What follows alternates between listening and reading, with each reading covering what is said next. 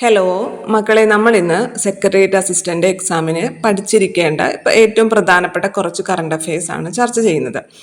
അപ്പോൾ ആദ്യത്തെ ചോദ്യം, first captive power project in കേരളത്തിലെ ആദ്യത്തെ ക്യാപ്റ്റീവ് പവർ പ്രൊജക്റ്റ് ഏതാണ്? മണിയാറാണ്. അപ്പോൾ എന്തുകൊണ്ടാണ് ഇത് വാർത്താ പ്രാധാന്യം നേടിയതെന്ന് വെച്ച് കഴിഞ്ഞാൽ, ഇത് 1994 ആരംഭിച്ച പദ്ധതിയാണെങ്കിലും ഇതിന്റെ കാലാവധി ഇപ്പോൾ 2024 ഡിസംബറിൽ അതിന്റെ കാലാവധി തീർന്നു. അപ്പൊ ഇത് KSEBക്ക് കൈമാറണം, പൊതുമേഖലയ്ക്ക് ഈ പദ്ധതി കൈമാറണം. അപ്പൊ അതുമായി ബന്ധപ്പെട്ട് കുറച്ച് വിവാദങ്ങളൊക്കെ ഉണ്ടായിരുന്നു. അതുകൊണ്ടാണ് ഇത് കുറച്ചും കൂടി വാർത്താ പ്രാധാന്യമുള്ളൊരു ചോദ്യമായി മാറിയത്. അപ്പൊ first captive power project in Kerala എന്ന് ചോദിച്ചാൽ അത് മണിയാറാണ്. മണിയാർ പത്തനംതിട്ട ജില്ലയിലാണ്. അപ്പൊ എന്താണ് ഈ captive power project? Power project അറിയാലോ, വൈദ്യുതി ഉൽപ്പാദിപ്പിക്കുക അല്ലേ, അതാണ് പവർ പ്രൊജക്റ്റ്. അപ്പോൾ ക്യാപ്റ്റീവ് പവർ പ്രൊജക്റ്റ് എന്ന് പറഞ്ഞു കഴിഞ്ഞാൽ വൈദ്യുതി ഉൽപ്പാദിപ്പിക്കാനും അത് വിതരണം ചെയ്യാനുമുള്ള അനുമതി ഏതെങ്കിലും ഒരു സ്വകാര്യ കമ്പനിക്ക് നൽകാം. അതാണ് ക്യാപ്റ്റീവ് പവർ പ്രൊജക്റ്റ് എന്നതുകൊണ്ട് ഉദ്ദേശിക്കുന്നത്. അപ്പോൾ കേരളത്തിലെ ആദ്യത്തെ ക്യാപ്റ്റീവ് പവർ പ്രൊജക്റ്റ് മണിയാറാണ്. അപ്പോൾ 1994 ഇത് ആരംഭിച്ചത്. ഔദ്യോഗികമായിട്ട് കമ്മീഷൻ ചെയ്തത് 95-ലാണ്. പക്ഷെ 94 തന്നെ ഇതിന്റെ പ്രവർത്തനം ആരംഭിച്ചിട്ടുണ്ടായിരുന്നു. അപ്പൊ 30 വർഷത്തെ കരാറിന്റെ അടിസ്ഥാനത്തിൽ കാർബോ റാൻഡം എന്ന കമ്പനിക്കാണ് ഇതിന് അനുമതി നൽകിയത്. ഈ മണിയാർ പദ്ധതി എന്നുള്ളത് ഒരു ബോട്ട് മാതൃകയിൽ ആരംഭിച്ച പദ്ധതിയായിരുന്നു. എന്താണ് boat? Build operate and transfer അല്ലെ, ബിൽഡ് ഓപ്പറേറ്റ് ആൻഡ് ട്രാൻസ്ഫർ ആണ് ബോട്ട് എന്ന് പറയുന്നത്. അതായത് നമ്മൾ പല പദ്ധതികളും ഗവൺമെന്റ് ആരംഭിക്കുന്നത് PPP മാതൃകയിൽ, അതായത് പ്രൈവറ്റ് പബ്ലിക് പാർട്ണർഷിപ്പിലായിരിക്കും. ഇപ്പൊ പൊതുമേഖലാ സ്ഥാപനത്തിന് മാത്രം അല്ലെങ്കിൽ ഗവൺമെന്റിന് സ്വന്തമായിട്ട് മാത്രം ഒരു പദ്ധതി ആരംഭിക്കാൻ സാധിക്കുന്നില്ല എന്നുണ്ടെങ്കിൽ അതെന്ത് ചെയ്യും? ഒരു സ്വകാര്യ മേഖലയുടെ പങ്കാളിത്തം കൂടി, ഒരു സ്വകാര്യ കമ്പനിയുടെ പങ്കാളിത്തം കൂടി നേടിയിട്ട് ആരംഭിക്കും. ഇപ്പൊ നമ്മുടെ വിഴിഞ്ഞം പദ്ധതി അതുപോലെ തന്നെയാണ്. അദാനി ഗ്രൂപ്പിന്റെയും കൂടി സഹകരണത്തോട് കൂടിയിട്ടാണ് അല്ലെ, നമ്മുടെ പൊതുമേഖലയും സ്വകാര്യ മേഖലയും കൂടി സംയുക്തമായിട്ടാണ് ആ പദ്ധതി ആരംഭിച്ചിട്ടുള്ളത്, വിഴിഞ്ഞം പദ്ധതി. അതേപോലെ തന്നെ ആരംഭിച്ചൊരു പദ്ധതിയാണ് മണിയാർ. അപ്പൊ അത് ബിൽഡ് ഓപ്പറേറ്റ് ആൻഡ് ട്രാൻസ്ഫർ എന്നുള്ള മാതൃകയിൽ, അതായത് ഒരു പദ്ധതി അത് നടപ്പിലാക്കുന്നത് സ്വകാര്യ മേഖലയിൽ നിന്നുള്ളൊരു കമ്പനി ആയിരിക്കും. അതിനുശേഷം അത് നിർമ്മാണം പൂർത്തിയാക്കിയതിന് ശേഷം അവിടെ അത് ഓപ്പറേറ്റ് ചെയ്യുന്നതും അതിന്റെ ലാഭവിഹിതം എടുക്കുന്നതും ആ സ്വകാര്യ കമ്പനി തന്നെയായിരിക്കും. അപ്പോൾ ഒരു വർഷം, ഇത്ര വർഷം, 30 വർഷം 60 വർഷം എന്നുള്ള പോലെ കരാറുണ്ടാവും. അപ്പോൾ വിഴിഞ്ഞം പദ്ധതിയാണെങ്കിൽ 60 വർഷത്തേക്കുള്ള കരാറാണ്. ഈ മണിയാർ പദ്ധതി 30 വർഷത്തേക്കുള്ള കരാറായിരുന്നു. അപ്പോൾ ഈ 30 വർഷം ഇതിന്റെ ലാഭം എടുക്കുന്നതും ഇത് പ്രവർത്തിപ്പിക്കുന്നതും എല്ലാം സ്വകാര്യ കമ്പനിയായിരിക്കും. അതിനുശേഷം ഇവരിവിടെ മുതൽ മുടക്കിയ തുകയും അതിന്റെ പലിശയൊക്കെ അവർക്ക് ലാഭമൊക്കെ കിട്ടിക്കഴിയുമ്പോൾ എന്ത് ചെയ്യും? ഇത് പൊതുമേഖലയ്ക്ക് കൈമാറും. അതാണ് ബിൽഡ് ഓപ്പറേറ്റ് ആൻഡ് ട്രാൻസ്ഫർ എന്ന് പറയുന്നത്. പണിയുന്നതും അത് നിർമ്മാണം പൂർത്തിയാക്കുന്നതും ആരാണ്? സ്വകാര്യ കമ്പനിയാണ്. അത് പിന്നീട് ഓപ്പറേറ്റ് ചെയ്യുന്നതും സ്വകാര്യ കമ്പനിയാണ്. പക്ഷെ അവർ ഇത്ര വർഷത്തേക്കുള്ള കരാറായിരിക്കും. ആ ലാഭം അവർക്ക് കിട്ടിക്കഴിയുമ്പോൾ, അവർ മുടക്കിയ പൈസ അവർക്ക് തിരിച്ചു കിട്ടിക്കഴിയുമ്പോൾ അത് അവർക്ക് ആർക്ക് കൈമാറും? തിരിച്ച് പൊതുമേഖലയ്ക്ക് കൈമാറും. നിങ്ങൾ സാധാരണയായിട്ട് ഈ പാലങ്ങളിലൊക്കെ ടോൾ പിരിവുകൾ കണ്ടിട്ടുണ്ടായിരിക്കും അല്ലെ. അതെന്താണ്? ഒരു സ്വകാര്യ കമ്പനി ആയിരിക്കും അത് ആ പാലം അവിടെ പണിയുക. അതിനുശേഷം അവിടെ ടോൾ പിരിവ് ഏർപ്പെടുത്തും. അവർക്ക് മുടക്കിയ മുതലും അതോടൊപ്പം ലാഭവും അതിന്റെ പലിശയും കിട്ടിക്കഴിയുമ്പോൾ അത് അവിടെ ടോൾ പിരിവ് നിർത്തി അത് പൊതുമേഖലയ്ക്ക്, അത് ഗവൺമെന്റിന് കൈമാറും. അതാണ് ബിൽഡ് ഓപ്പറേറ്റ് ആൻഡ് ട്രാൻസ്ഫർ. അങ്ങനെ ഒരു മാതൃകയിൽ തന്നെ ആരംഭിച്ചൊരു പദ്ധതിയായിരുന്നു മണിയാർ എന്നുള്ളത്. 30 വർഷത്തെ കരാറായിരുന്നു. 1994 ആരംഭിച്ചിട്ട് 30 വർഷത്തെ കരാറായിരുന്നു. അപ്പൊ അത് 2024 ഡിസംബറിൽ അവസാനിക്കുകയാണ് കരാർ. അപ്പൊ അതുകൊണ്ട് തന്നെ അത് ആർക്ക് കൈമാറണം? KSEBക്ക് കൈമാറണം, പൊതുമേഖലയ്ക്ക് കൈമാറണം. പക്ഷേ പദ്ധതി വീണ്ടും, അല്ലെങ്കിൽ ഈ കരാറ് വീണ്ടും പുതുക്കാനുള്ളൊരു നടപടി ഉണ്ടായി. വ്യവസായ മേഖലയുടെ സമ്മതത്തോടു കൂടി, അല്ലെങ്കിൽ അവരുടെ പിന്തുണയോടുകൂടി. കാരണം വ്യവസായ മേഖല എന്തിനാണ് ഇവരെ പിന്തുണയ്ക്കുന്നത്? കാരണം ഈ കമ്പനിക്ക് കേരളത്തിലെ വ്യവസായങ്ങളെ പ്രോത്സാഹിപ്പിക്കുന്നതിന് വേണ്ടിയിട്ട് വ്യവസായ മേഖലയുടെ പിന്തുണയോടുകൂടി കരാറ് പുതുക്കാനുള്ളൊരു നടപടി ഉണ്ടായി. അപ്പൊ ഇതിനെ KSEB എതിർത്തു. കാരണം KSEB നമുക്ക് ഓൾറെഡി അറിയാം, ഇതൊക്കെ നേരിട്ടുകൊണ്ടിരിക്കുകയാണല്ലേ. അതായത് വൈദ്യുതി കുറവ് മൂലം വൈദ്യുതിയൊക്കെ നമ്മൾ പുറത്തുനിന്ന് വാങ്ങിക്കാണ്. അപ്പൊ ഇങ്ങനൊരു സാഹചര്യത്തിൽ ഈ കരാറ് പുതുക്കി കൊടുക്കാൻ പറ്റില്ല, അത് KSEBക്ക് ഈ പദ്ധതി വേണം എന്ന് പറഞ്ഞുകൊണ്ട് KSEBയും കത്ത് നൽകിയിട്ടൊക്കെ ഉണ്ടായിരുന്നു. അങ്ങനെ കുറച്ച് വിവാദങ്ങളൊക്കെ ആയി നിന്ന പദ്ധതി ആയതുകൊണ്ട് ശ്രദ്ധിക്കാം. കേരളത്തിലെ ആദ്യത്തെ ഫസ്റ്റ് ക്യാപ്റ്റീവ് പവർ പ്രൊജക്റ്റ് ആണ് മണിയാർ എന്ന് പറയുന്നത്. 1994 ആരംഭിച്ചത്. 30 വർഷത്തെ കരാറായിരുന്നു. കാർബോ റാൻഡം എന്ന് പറഞ്ഞ കമ്പനിക്കാണ് ഇതിന്റെ കരാർ ഉണ്ടായിരുന്നത്. ഇനി അത് പത്തനംതിട്ട ജില്ലയിലാണെന്നുള്ള കാര്യം കൂടി ഓർത്ത് വെക്കണം. ഇനി അതോടൊപ്പം തന്നെ 2 ചോദ്യങ്ങളും കൂടി എക്സ്ട്രാ നമ്മൾ കറണ്ട് അഫയർ അല്ല GK എന്ന് ചോദിക്കുകയാണ്. കേരളത്തിലെ ഏറ്റവും വലിയ സ്വകാര്യ ജലവൈദ്യുത പദ്ധതി ഏതാണ്? കേരളത്തിലെ ഏറ്റവും വലിയ സ്വകാര്യ ജലവൈദ്യുത പദ്ധതി കൂത്തുങ്കലാണ്. ഇടുക്കിയിലെ കൂത്തുങ്കലാണ് കേരളത്തിലെ ഏറ്റവും വലിയ സ്വകാര്യ ജലവൈദ്യുത പദ്ധതി എന്ന് പറയുന്നത്. ഇനി കേരളത്തിലെ ഏറ്റവും ആദ്യത്തെ ജലവൈദ്യുത പദ്ധതിയോ? അത് പള്ളിവാസലാണ് അല്ലെ. പള്ളിവാസൽ, ശ്രീ ചിത്തിര തിരുനാൾ ആരംഭിച്ച പള്ളിവാസൽ പദ്ധതി ഇടുക്കിയിൽ. അതോടൊപ്പം തന്നെ KSEB ആണല്ലോ ഇപ്പൊ ഇതിനെതിരെ വന്നിരിക്കുന്നത്. അപ്പൊ KSEB എന്നാണ് സ്ഥാപിതമായതെന്നും കൂടി ഓർത്തു വെക്കുക. 1957 മാർച്ച് 31-നാണ് 1957 മാർച്ച് 31-നാണ് KSEB സ്ഥാപിതമായത്. അതോടൊപ്പം തന്നെ ഇപ്പൊ നമ്മൾ കേരളത്തിൽ ഏറ്റവും കൂടുതൽ വൈദ്യുതി എന്തിൽ നിന്നാണ് ഉൽപ്പാദിപ്പിക്കുന്നത്? നമ്മളെ ജലത്തിൽ നിന്നാണോ, ഹൈഡലാണോ, അല്ലെങ്കിൽ തെർമലാണോ, താപവൈദ്യുതിയാണോ, അല്ലെങ്കിൽ സോളാറാണോ, വിൻഡാണോ? അതിൽ സംശയം ഉണ്ടാവില്ല അല്ലെ. 1-ാം സ്ഥാനം എന്തായാലും ഹൈഡൽ ആയിരിക്കും. ജലവൈദ്യുത പദ്ധതി ഏറ്റവും കൂടുതൽ വൈദ്യുതി ഉൽപ്പാദിപ്പിക്കുന്നത് ഹൈഡൽ പവർ പ്രൊജക്റ്റിൽ നിന്നാണ്. രണ്ടാമതായിട്ട് നമുക്ക് സംശയം വരും. താപമാണോ, സോളാറാണോ, സൗരോർജമാണോ എന്നുള്ള സംശയം വരും അല്ലെ. 2-ാം സ്ഥാനം സൗരോർജത്തിനാണ്, സോളാറിനാണ്. 21% വൈദ്യുതി ഉൽപ്പാദിപ്പിക്കുന്നത് സോളാറിൽ നിന്നാണ്. 15% മാത്രമാണ് തെർമല്, താപവൈദ്യുത നിലയങ്ങളിൽ നിന്ന് ഉൽപ്പാദിപ്പിക്കുന്നത്. 4-ാം സ്ഥാനം വിൻഡിന്, കാറ്റിന് 2% മാത്രമേ ഉള്ളൂ. അപ്പൊ ഏറ്റവും കൂടുതൽ ഹൈഡലാണ്, 61% ഹൈഡലാണ്. 2-ാം സ്ഥാനം സോളാറിനാണ്, 21%. 3-ാം സ്ഥാനം തെർമലിനാണ്, താപവൈദ്യുതിയാണ്. 3-ാം സ്ഥാനമാണ് തെർമലിന്, 15% മാത്രമേ ഉള്ളൂ. 4-ാം സ്ഥാനം കാറ്റിനാണ്. ഇത് ഇങ്ങനൊരു ചോദ്യം മുമ്പ് PSC ചോദിച്ചിട്ടുണ്ടായിരുന്നു, ഓർഡർ ആക്കാൻ പറഞ്ഞുകൊണ്ട്. അതുകൊണ്ട് അത് ശ്രദ്ധിച്ചു വെക്കാം. അടുത്തത് നമ്മൾ വിഴിഞ്ഞം തുറമുഖത്തെ കുറിച്ചാണ് പറയുന്നത്. ഈ അടുത്ത സമയങ്ങളിലും വിഴിഞ്ഞം തുറമുഖം വളരെയധികം വാർത്താ പ്രാധാന്യം നേടിയിട്ടുണ്ടായിരുന്നു അല്ലെ. കാരണം 2025 മെയ് 2-നാണ് വിഴിഞ്ഞം തുറമുഖം നമ്മുടെ പ്രധാനമന്ത്രി നരേന്ദ്രമോദി രാജ്യത്തിന് സമർപ്പിച്ചത്. 2025 മെയ് 2-നാണ് അദ്ദേഹം രാജ്യത്തിന് സമർപ്പിച്ചത്, അല്ലെങ്കിൽ കമ്മീഷൻ ചെയ്തത്. വിഴിഞ്ഞം തുറമുഖം കമ്മീഷൻ ചെയ്തത് എന്ന്, അല്ലെങ്കിൽ വിഴിഞ്ഞം തുറമുഖം പ്രധാനമന്ത്രി രാജ്യത്തിന് സമർപ്പിച്ചത് എന്നൊക്കെ ചോദിച്ചു കഴിഞ്ഞാൽ 2025 മെയ് 2-നാണ്. അപ്പൊ ഇത് രാജ്യത്തിന് സമർപ്പിച്ചത് അല്ലെങ്കിൽ കമ്മീഷൻ ചെയ്തത് നമ്മുടെ പ്രധാനമന്ത്രി മോദിയാണ്. എന്നാൽ ഇതിന്റെ ഒരു ട്രയൽ റൺ നടത്തിയിട്ടുണ്ടായിരുന്നു. ട്രയൽ റൺ ഉദ്ഘാടനം നടത്തിയത് അത് പിണറായി വിജയനാണ്. നമ്മുടെ മുഖ്യമന്ത്രിയായിട്ടുള്ള പിണറായി വിജയനാണ് ഇതിന്റെ ട്രയൽ റൺ ഉദ്ഘാടനം ചെയ്തത്, ഓർത്തിരിക്കുക. അപ്പൊ 2025 ഇത് കമ്മീഷൻ ചെയ്തത്. അപ്പൊ ഇതിന്റെ പണി തുടങ്ങിയത്, അതിന്റെ ഈ കരാറിൽ ഒപ്പിട്ടതൊക്കെ 10 വർഷം മുമ്പാണ്, 2015-ലാണ്. നമ്മൾ ഓൾറെഡി പറഞ്ഞു അല്ലെ.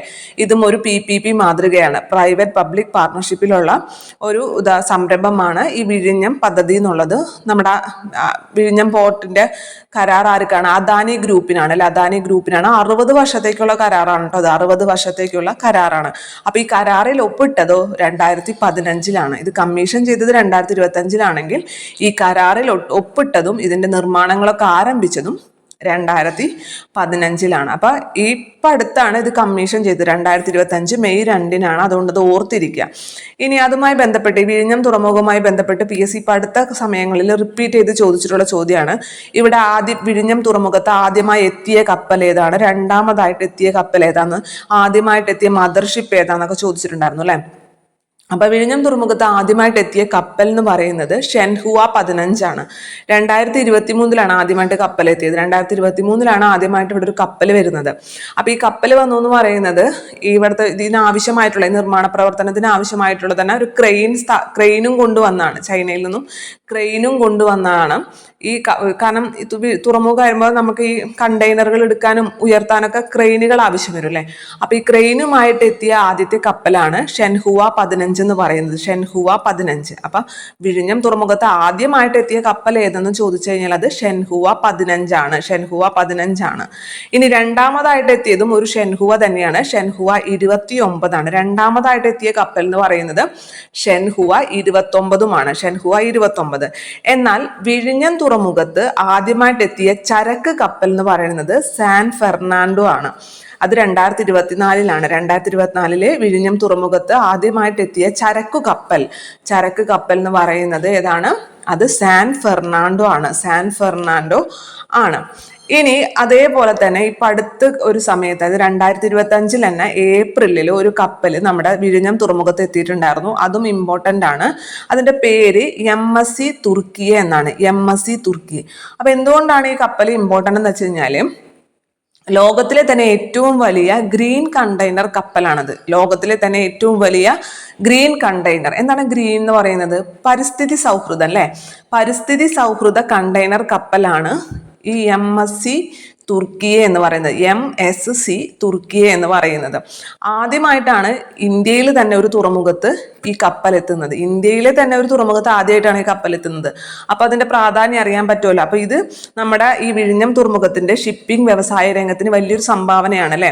ഇതിന്റെ പ്രശസ്തി എല്ലായിടത്തേക്കും എത്തിക്കാൻ സഹായിക്കുന്ന ഒരു കാര്യമായിരുന്നു ഈ MSC തുർക്കി എന്ന് പറഞ്ഞ കപ്പൽ നമ്മുടെ വിഴിഞ്ഞം തുറമുഖത്ത് എത്തിയത്. അപ്പൊ അതുകൊണ്ട് ചോദിക്കാനും സാധ്യതയുണ്ട്. 2025 ഏപ്രിലിലാണ് ഇത് എത്തിയതും. അപ്പൊ അതുകൊണ്ടും അത് ഇമ്പോർട്ടൻ്റ് ആണ്. വളരെ അടുത്ത സമയത്താണ് അല്ലെ. 2025 ഏപ്രിലിൽ നമ്മുടെ ഇവിടെ വിഴിഞ്ഞം തുറമുഖത്ത് എത്തിയ കപ്പലാണ് MSC തുർക്കി എന്ന് പറയുന്നത്. ലോകത്തിലെ തന്നെ ഏറ്റവും വലിയ ഗ്രീൻ കണ്ടെയ്നർ കപ്പൽ അഥവാ പരിസ്ഥിതി സൗഹൃദമായിട്ട് രൂപകൽപ്പന ചെയ്ത കപ്പലാണ് MSC തുർക്കിയെ എന്ന് പറയുന്നത്. ഈ കപ്പൽ ആദ്യമായിട്ടാണ് ഇന്ത്യയിലെ തന്നെ ഒരു തുറമുഖത്ത് നങ്കൂരമിടുന്നത്. അതുകൊണ്ട് വളരെ ഇമ്പോർട്ടൻ്റ് ആണ്. ഇനി വിഴിഞ്ഞവുമായി ബന്ധപ്പെട്ട കുറച്ച് പൊതുവായിട്ടുള്ള കാര്യങ്ങളും കൂടി നമുക്ക് പറയാം. അപ്പൊ ഇത്രയും പറഞ്ഞ കാര്യങ്ങൾ എന്തൊക്കെയാണ്?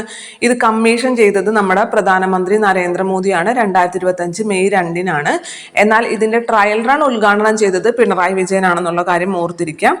ഇത് ഫസ്റ്റ് ഇതിന്റെ കരാർ എന്നായിരുന്നു? 2015 കരാറ് അഥവാ ഇതിന്റെ നിർമ്മാണമൊക്കെ ആരംഭിച്ചത് 2015. ഇവിടെ ആദ്യമായിട്ട് എത്തിയ കപ്പൽ എന്ന് പറയുന്നത് ഷെൻഹുവ 15 രണ്ടാമതായിട്ട് എത്തിയത് ഷെൻഹുവ 29 എന്നാൽ ഈ വിഴിഞ്ഞം തുറമുഖത്ത് എത്തിയ ആദ്യത്തെ ചരക്ക് കപ്പൽ എന്ന് ചോദിച്ചാൽ അത് സാൻ ഫെർണാണ്ടോ ആണ്. 2025 ഏപ്രിൽ നമ്മുടെ വിഴിഞ്ഞം തുറമുഖത്ത് എത്തിയ കപ്പലാണ് MSC തുർക്കിയെ. MSC തുർക്കി എന്ന് പറയുന്നത് മെഡിറ്ററേനിയൻ ഷിപ്പിംഗ് കമ്പനിയുടെ ഉടമസ്ഥതയിലുള്ളതാണ്. അതിന് MSC എന്ന് പറയുന്നത് മെഡിറ്ററേനിയൻ ഷിപ്പിംഗ് കമ്പനിയുടെ ഉടമസ്ഥതയിലാണ്. ലോകത്തിലെ തന്നെ ഏറ്റവും വലിയ ഗ്രീൻ കണ്ടെയ്നർ കപ്പലാണ് അഥവാ പരിസ്ഥിതി സൗഹൃദമായിട്ട് രൂപകൽപ്പന ചെയ്തിട്ടുള്ള കപ്പലാണിത്. ഇന്ത്യയിൽ തന്നെ ഒരു തുറമുഖത്ത് ആദ്യമായിട്ടാണ് ഈ കപ്പൽ നങ്കൂരമിടുന്നത്. ഇനി വിഴിഞ്ഞവുമായി ബന്ധപ്പെട്ട പൊതുവായ കുറച്ച് കാര്യങ്ങൾ. ഇതിന്റെ ഔദ്യോഗിക നാമം, വിഴിഞ്ഞം സീപോർട്ടിന്റെ ഔദ്യോഗിക നാമം എന്ന് പറയുന്നത് വിഴിഞ്ഞം ഇന്റർനാഷണൽ സീപോർട്ട് തിരുവനന്തപുരം എന്നുള്ളതാണ്. അത്ര ഇമ്പോർട്ടൻ്റ് അല്ല. പക്ഷെ ഇത് സ്ഥിതി ചെയ്യുന്ന താലൂക്ക് നെയ്യാറ്റിൻകര താലൂക്കാണ്. അതുകൊണ്ട് തന്നെ നമുക്കറിയാം ഇതിനൊരു ലൊക്കേഷൻ കോഡ് ഉണ്ടായിരുന്നു അല്ലെ.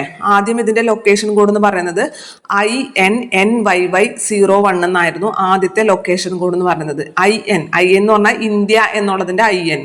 പിന്നെ നെയ്യാറ്റിൻകര താലൂക്ക് അല്ല, അതുകൊണ്ട് NYY നെയ്യാറ്റിൻകര എന്നുള്ള NYY പിന്നെ 01 ഇതായിരുന്നു ഇതിന്റെ ആദ്യത്തെ ലൊക്കേഷൻ കോഡ് എന്ന് പറയുന്നത്. പിന്നെ ഇതിന്റെ ലൊക്കേഷൻ കോഡ് മാറ്റി. അപ്പൊ അത് വെറുതെ തോന്നിയ ഇഷ്ടത്തിന് മാറ്റിയതല്ല ഇത്. കാരണം ഇത് united nation economic commission for Europe, എന്താണ് united nations economic commission for Europe അഥവാ UNECEയുടെ ആവശ്യം പരിഗണിച്ചുകൊണ്ടാണ് ഇതിന്റെ ലൊക്കേഷൻ കോഡ് പിന്നീട് മാറ്റിയത്. ഇപ്പൊ ഇതിന്റെ ലൊക്കേഷൻ കോഡ് എന്താണ്? പുതിയ ലൊക്കേഷൻ കോഡ് INTRV തിരുവനന്തപുരം എന്നുള്ളതിന്റെ TRV ആണ്. നെയ്യാറ്റിൻകരയുടെ NYY മാറ്റിയിട്ട് തിരുവനന്തപുരം എന്നുള്ളതിന്റെ TRV ആണ് ഇപ്പോൾ ഉള്ളത്. അപ്പൊ INTRV 01 എന്നുള്ളതാണ് പുതിയ ലൊക്കേഷൻ കോഡ് എന്ന് പറയുന്നത്. ഇനി ആരാണ് ഇതിന് ലൊക്കേഷൻ കോഡ് കൊടുക്കുന്നത് എന്ന് ചോദിച്ചു കഴിഞ്ഞാല് നമുക്കറിയാമല്ലോ, കേന്ദ്ര സർക്കാരിന് കീഴിലുള്ള ഏതെങ്കിലും ഒരു ഇതായിരിക്കും, ഏജൻസി ആയിരിക്കും. അതേ കേന്ദ്ര സർക്കാരിന് കീഴിലുള്ള director general of system and data management ആണ്. Director general of system and data management just കേട്ടിരുന്നാൽ മതി. Director general of system and data management ആണ് ഇതിന് ലൊക്കേഷൻ കോഡ് നൽകുന്നത്. ഇനി ഈ തുറമുഖത്തിന്റെ പ്രത്യേകത എന്താണ്? നമ്മൾ ഓൾറെഡി പറഞ്ഞു. പ്രൈവറ്റ് പബ്ലിക് പാർട്ട്ണർഷിപ്പിൽ ആരംഭിച്ചിട്ടുള്ള അല്ലെങ്കിൽ പൊതു സ്വകാര്യ പങ്കാളിത്തത്തോട് കൂടിയിട്ട് ആരംഭിച്ച ആദ്യത്തെ തുറമുഖ പദ്ധതിയാണ് വിഴിഞ്ഞം എന്ന് പറയുന്നത്. അതേപോലെ ഇന്ത്യയിലെ ഏറ്റവും ആഴമുള്ള കണ്ടെയ്നർ ട്രാൻസ്ഷിപ്മെന്റ് തുറമുഖമാണ് വിഴിഞ്ഞം തുറമുഖം ഇന്ത്യയിലെ തന്നെ ഏറ്റവും ആഴമുള്ള കണ്ടെയ്നർ ട്രാൻസ്ഷിപ്മെന്റ് തുറമുഖമാണ്. ഇന്ത്യയിൽ രാജ്യാന്തര കപ്പൽപാതയിൽ നിന്നും ഏറ്റവും അടുത്തുള്ള തുറമുഖവും വിഴിഞ്ഞം തുറമുഖമാണ്. ഇന്ത്യയിൽ രാജ്യാന്തര കപ്പൽപാതയിൽ നിന്നും ഏറ്റവും അടുത്തുള്ള തുറമുഖവും വിഴിഞ്ഞം തുറമുഖമാണ്. രാജ്യാന്തര കപ്പൽപാതയിൽ നിന്നും 40 നോട്ടിക്കൽ മൈൽ ദൂരെയാണ് നമ്മുടെ വിഴിഞ്ഞം തുറമുഖം സ്ഥിതി ചെയ്യുന്നത്.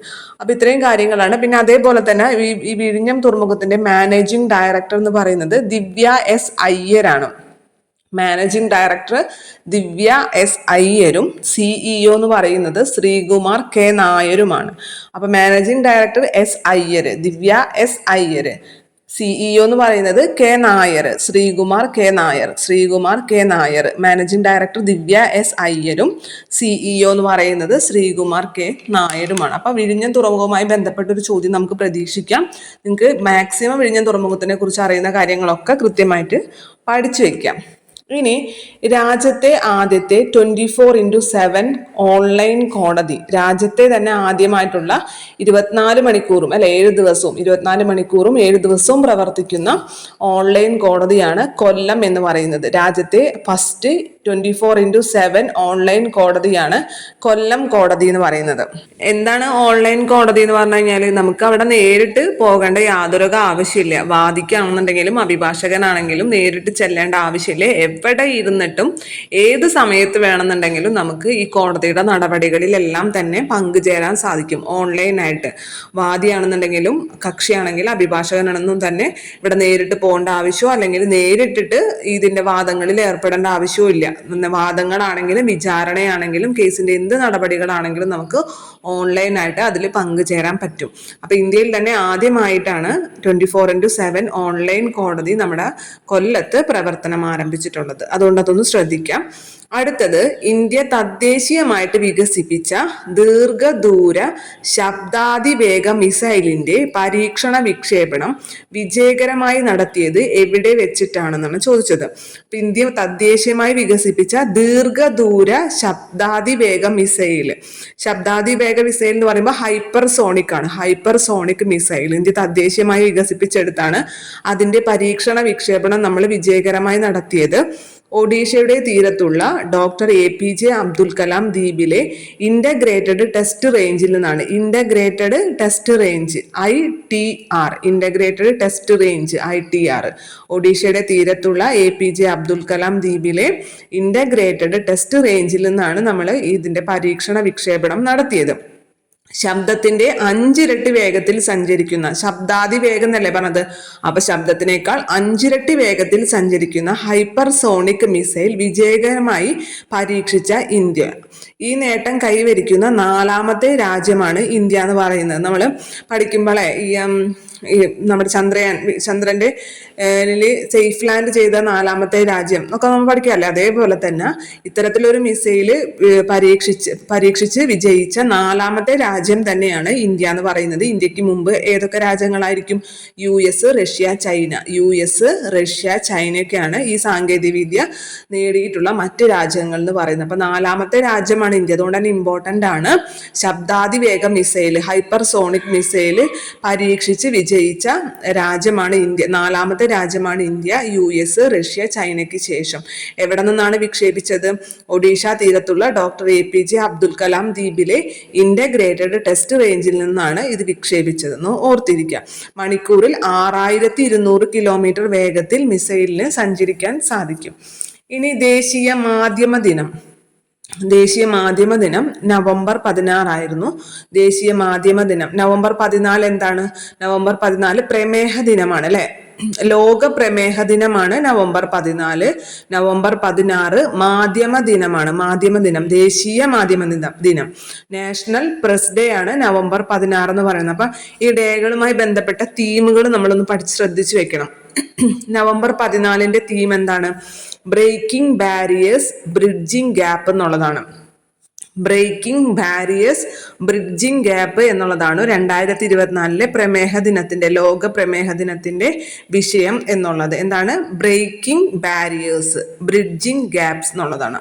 അതേപോലെ ദേശീയ മാധ്യമ ദിനത്തിന്റെ വിഷയം എന്ന് പറയുന്നത് changing nature of the press.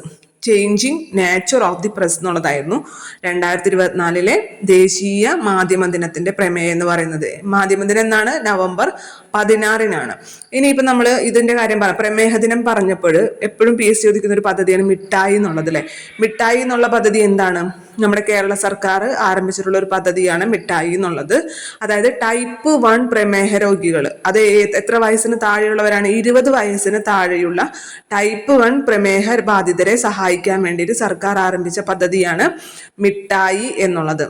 Type 1 പ്രമേഹ രോഗികൾ, എത്ര വയസ്സിന് താഴെ? 20 വയസ്സിന് താഴെയുള്ള ടൈപ്പ് 1 പ്രമേഹ രോഗികളെ സഹായിക്കാൻ സംസ്ഥാന സർക്കാർ ആരംഭിച്ച പദ്ധതിയാണ് മിഠായി എന്നുള്ള കാര്യം കൂടി അവിടെ ഓർത്തിരിക്കുക.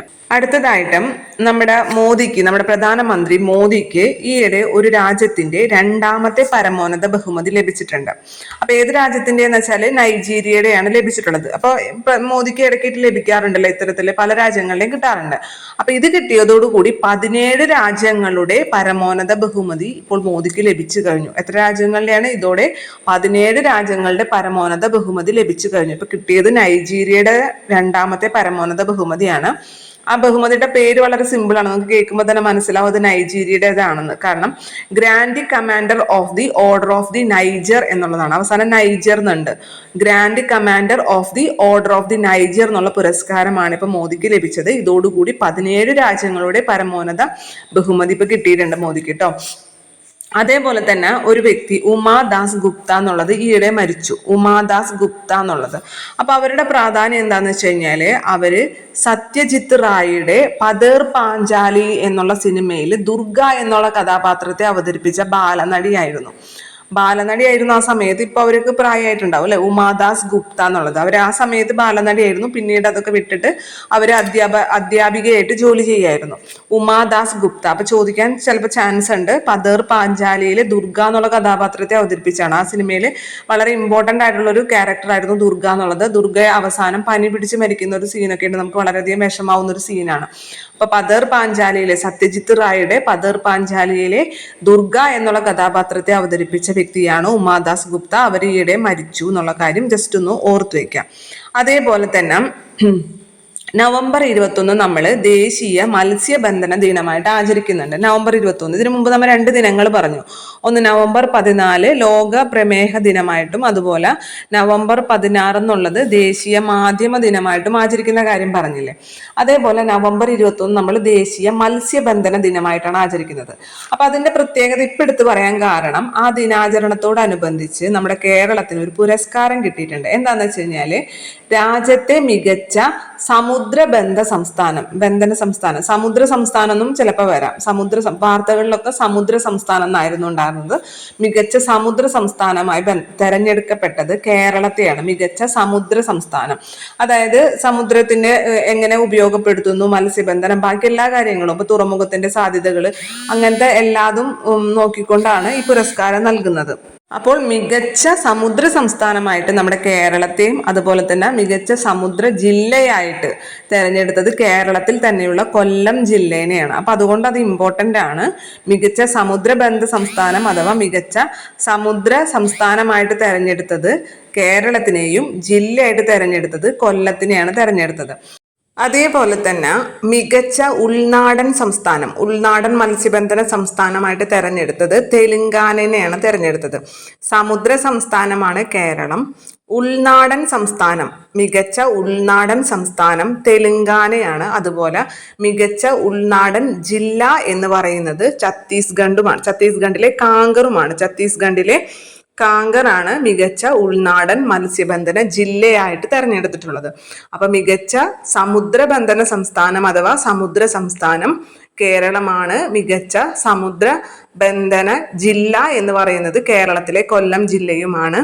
ഉൾനാടൻ മത്സ്യബന്ധന സംസ്ഥാനം തെലുങ്കാനയും മികച്ച ഉൾനാടൻ മത്സ്യബന്ധന ജില്ല ഛത്തീസ്ഗഡിലെ കാങ്കറുമാണ്. പിന്നെ അതേപോലെ തന്നെ മികച്ച ഹിമാലയൻ വടക്ക് കിഴക്കൻ സംസ്ഥാനങ്ങളൊക്കെ ഉണ്ട്. നമുക്കതൊന്നും അത്രയും ഡീപ്പായി പോകണ്ട, ഇത് രണ്ടും ശ്രദ്ധിച്ചു വെക്കുക. മികച്ച സമുദ്രബന്ധനം കേരളവും ജില്ല കൊല്ലവുമാണ്. അതേപോലെ മികച്ച ഉൾനാടൻ മത്സ്യബന്ധന സംസ്ഥാനം തെലുങ്കാനയും മികച്ച ഉൾനാടൻ മത്സ്യബന്ധന ജില്ല എന്ന് പറയുന്നത് കാങ്കർ, ഛത്തീസ്ഗഡിലെ ജില്ലയാണ് കാങ്കർ എന്നുള്ള കാര്യം കൂടിയും അവിടെ ഓർത്ത് വയ്ക്കാം. പിന്നെ നമ്മളുടെ ഇപ്പോഴത്തെ CAG, controller and auditor general അല്ലെ. CAG ആരാണ്? സഞ്ജയ് മൂർത്തിയാണ്. സഞ്ജയ് മൂർത്തി. മുമ്പ് മുർമു ആയിരുന്നു അല്ലെ. മുർമു മാറിയിട്ട് ഇപ്പൊ മൂർത്തിയായി. മുമ്പ് ആരായിരുന്നു? ഗിരീഷ് ചന്ദ്ര മുർമു. ഗിരീഷ് ചന്ദ്ര മുർമു ആയിരുന്നു. അപ്പൊ മുർമു മാറി മൂർത്തിയായി എന്ന് ഓർത്തു വെക്കാം. CAG മുർമു ആയിരുന്നു, മുർമു മാറിയിട്ട് ഇപ്പൊ മൂർത്തിയായി. മൂർത്തി, സഞ്ജയ് മൂർത്തിയാണ്. സഞ്ജയ് മൂർത്തിയാണ് നിലവിലത്തെ CAG എന്ന് പറയുന്നത്. ആർക്ക് ശേഷമാണ്?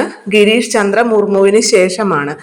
ഹിമാചൽ പ്രദേശിലെ കേഡർ 1990 ബാച്ചിലെ IAS ഉദ്യോഗസ്ഥനാണ്. അതൊന്നും പഠിക്കേണ്ട, നിങ്ങൾ പേര് മാത്രം പഠിച്ചാൽ മതി. സഞ്ജയ് മൂർത്തിയാണ് നിലവിലത്തെ CAG എന്നുള്ള കാര്യം.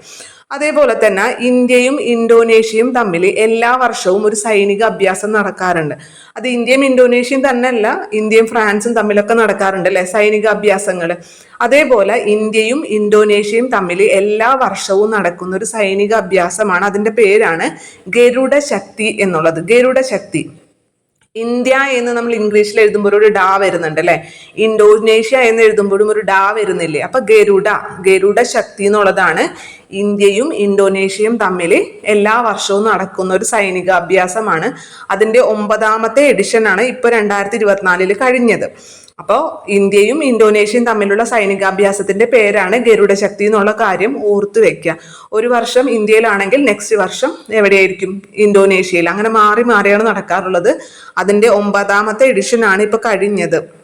അപ്പൊ ഇപ്രാവശ്യം നടന്നത് അത് ഇന്തോനേഷ്യയിലെ ജക്കാർത്തയിലാണ് ഇത്തവണ നടന്നത്. ഇന്ത്യയും ഇന്തോനേഷ്യയും തമ്മിലുള്ള സൈനികാഭ്യാസത്തിന്റെ പേരെന്താണ്?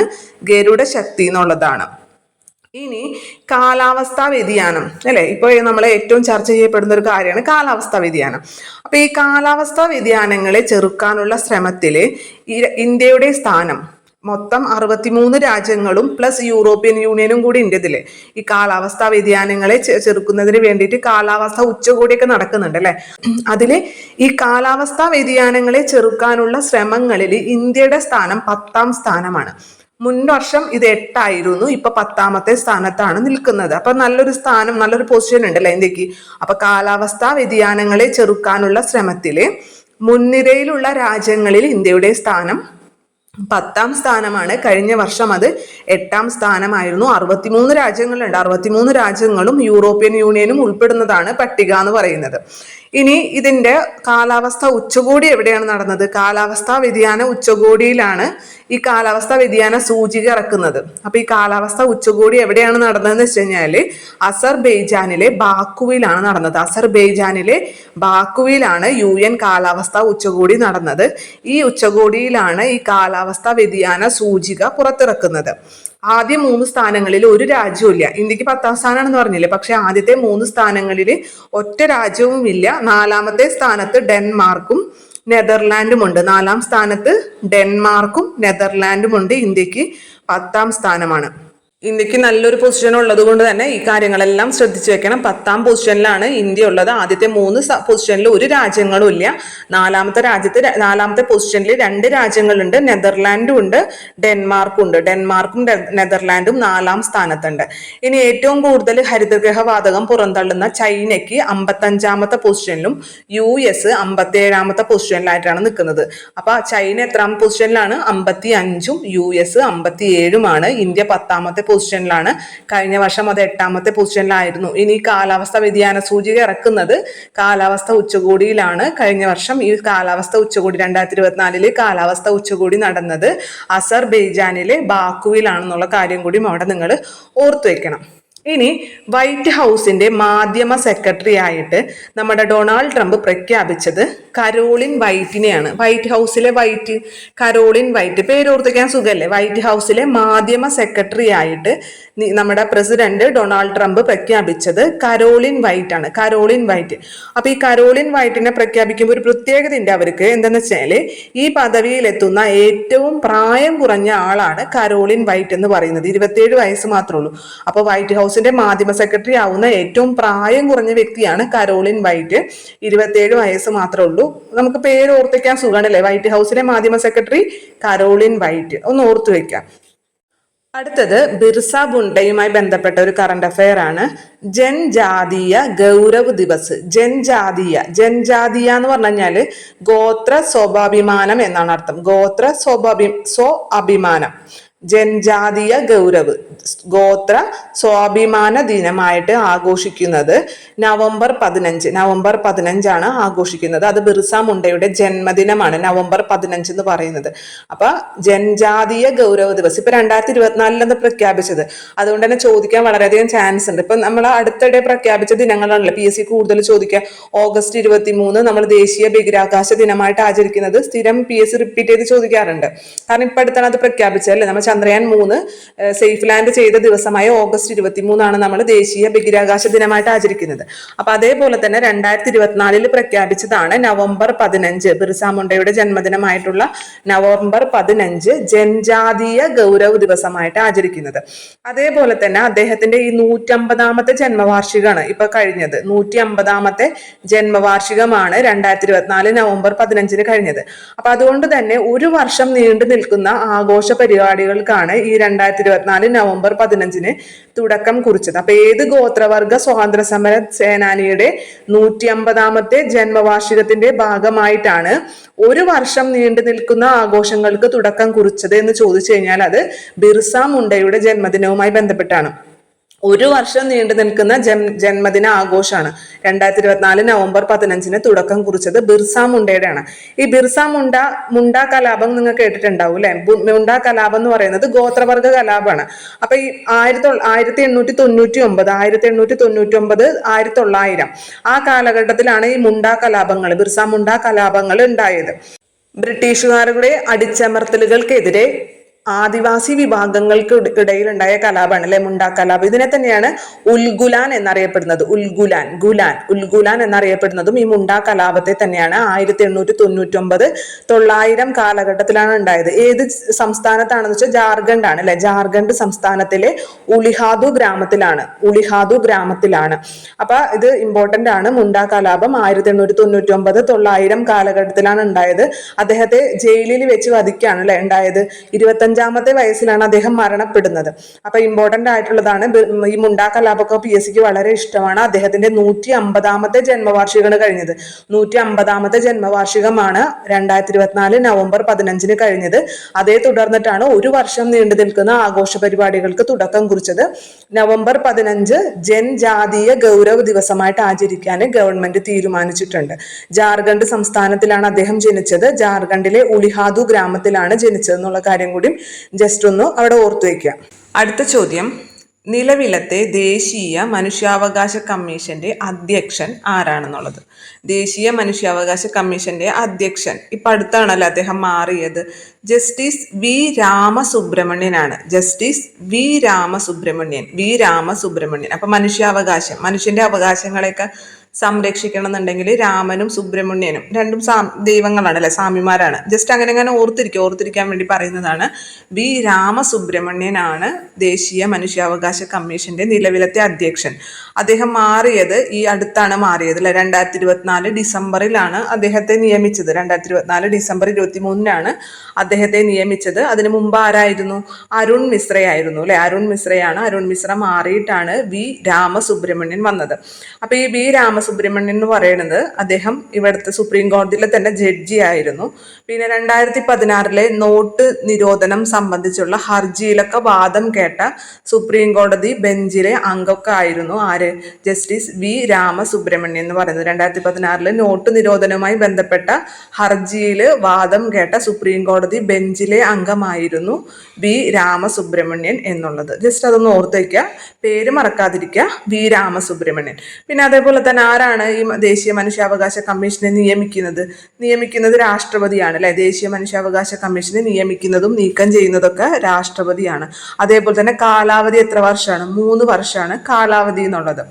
1993 അല്ലെ പാർലമെന്റ് പാസാക്കിയ നിയമത്തിന്റെ അടിസ്ഥാനത്തിലാണ് ദേശീയ മനുഷ്യാവകാശ കമ്മീഷൻ നിലയിൽ വന്നത്.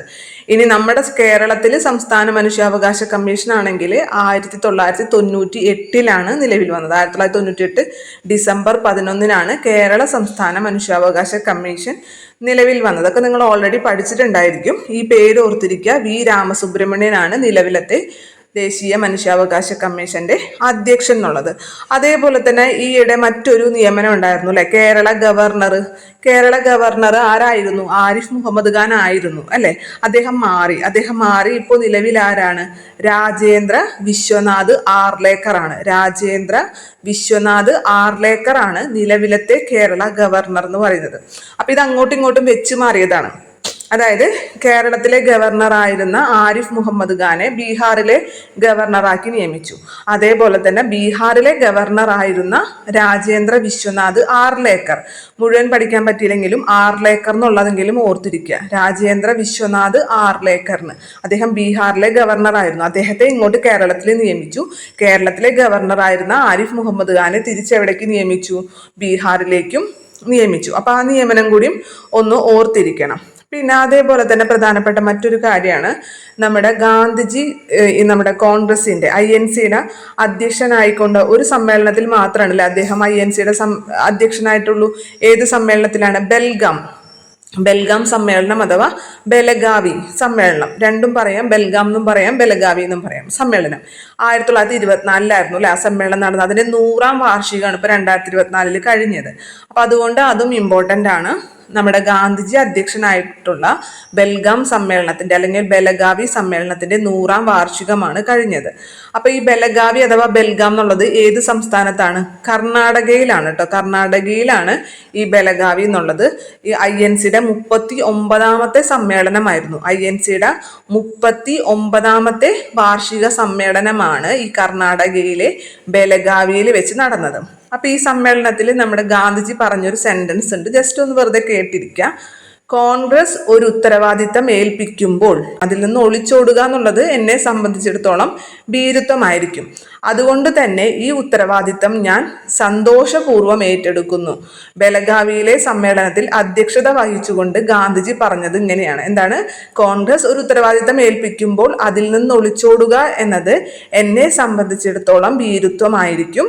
അതുകൊണ്ട് തന്നെ ഈ ഉത്തരവാദിത്തം ഞാൻ സന്തോഷപൂർവ്വം ഏറ്റെടുക്കുന്നു എന്നാണ് അദ്ദേഹം ഈ സമ്മേളനത്തിൽ വെച്ച് പറഞ്ഞത്. അതേപോലെ തന്നെ അദ്ദേഹം ഈ സമ്മേളനത്തിൽ മെയിനായിട്ട് 2 അജണ്ടകൾ അല്ലെങ്കിൽ 2 ദൗത്യങ്ങളാണ്, മുഖ്യമായിട്ട് 2 ദൗത്യങ്ങളാണ് മുന്നോട്ട് വെച്ചത്.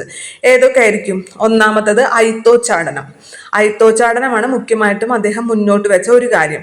രണ്ടാമത്തെ കാര്യം എന്ന് പറയുന്നത് ഹിന്ദു മുസ്ലിം ഐക്യമാണ്. ഈ സമ്മേളനത്തിൽ അദ്ദേഹം മുന്നോട്ട് വെച്ച 2 കാര്യങ്ങളിൽ ഒന്നാമത്തേത് അയിത്തോച്ചാടനവും രണ്ടാമത്തേത് ഹിന്ദു മുസ്ലിം ഐക്യവും ആണെന്ന് ഓർത്തിരിക്കുക. അപ്പൊ എന്താണ് പറഞ്ഞത്? ഗാന്ധിജി അധ്യക്ഷനായിക്കൊണ്ടുള്ള ബെൽഗാം സമ്മേളനത്തിന്റെ 100ാം വാർഷികമാണ് 2024 ഡിസംബറിൽ കഴിഞ്ഞത്.